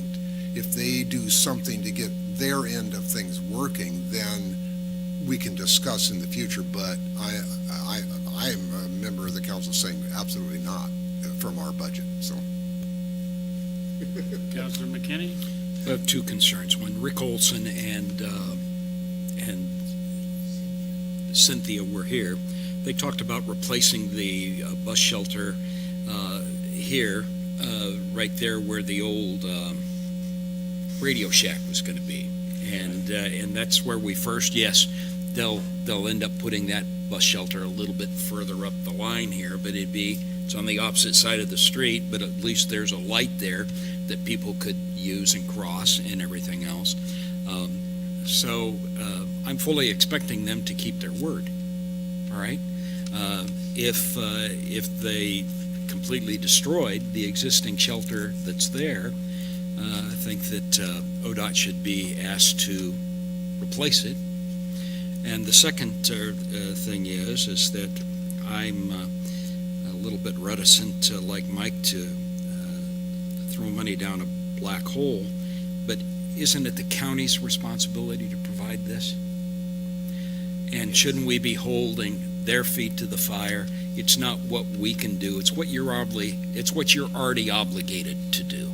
Now let's decide on a route that's going to be most beneficial to the others. That one big loop that goes up there to the north, that's so that senior citizens can get to the senior center. All right, and the rest of them, you'll notice that they're kind of concentrated on where these senior citizen, residences and different things are. So even the existing route that's there has some rhyme or reason to it here, but it's not our problem, it's the county's problem. Now, I'm sorry that we're less than 25,000, but if you throw in Dundee or some of the other outlying areas, we're certainly in excess of 25,000 people here. So I'm so concerned. I'm going to talk with Rick Olson personally and find out about here. This is the county's obligation to perform, this service here. It's not a question of, well, we'll do it if we can. They're obligated to do it. Could I respond to that, Mr. Mayor? You may. Absolutely, and what I'm bringing, I guess, is gloom and doom, but the other side of the gloom and doom is they are planning on putting together whatever we want, and they're going to put it out for a vote. So I'd say we want to support that. And I'm pretty sure they will do the best they can with what they are obligated to do anyway, and they just want our support. And I guess my real suggestion is that,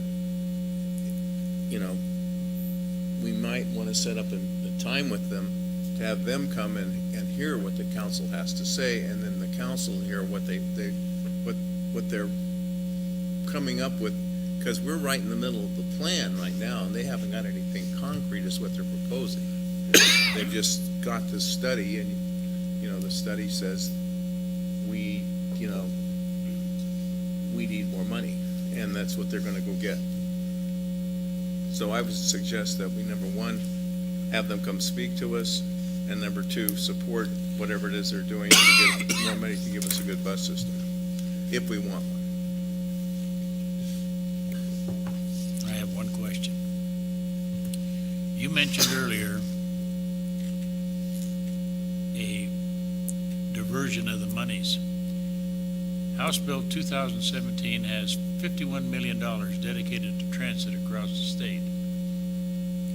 And I thought I heard you say that there is thinking in the part of those in Yamhill County of taking those transit dollars and putting it into tourism. What did you mean by that? Tourist buses. That's what they want to divert. It's not diverting it. Right. Yeah, I'm pretty sure that was just an aside to me by one of the members on the committee. There's no formal, I don't think there's a formal, they're talking about tourism buses is what the mayor I mean, the city manager, is telling me. So they would put the money, because there's money for buses. Where they spend it is important. And I guess I agree with everybody. I think everybody would see, well, if we need something and they're getting the money from the transit, then we want it spent on us. So it's up to us to get them to do it. That's what I think, but maybe the city manager Mayor. knows more than I do. City manager. Okay, I think kind of simple. They want to know what we want. We haven't figured that out. We haven't spent enough time saying this is what we want. I think we can try to do that. We've had a staff person, but they've been off, so we haven't. So we'll get back and get some ideas. But the one about it's not diverting it. What it is that Yamhill, and there is another city in this place, and that's Sheridan.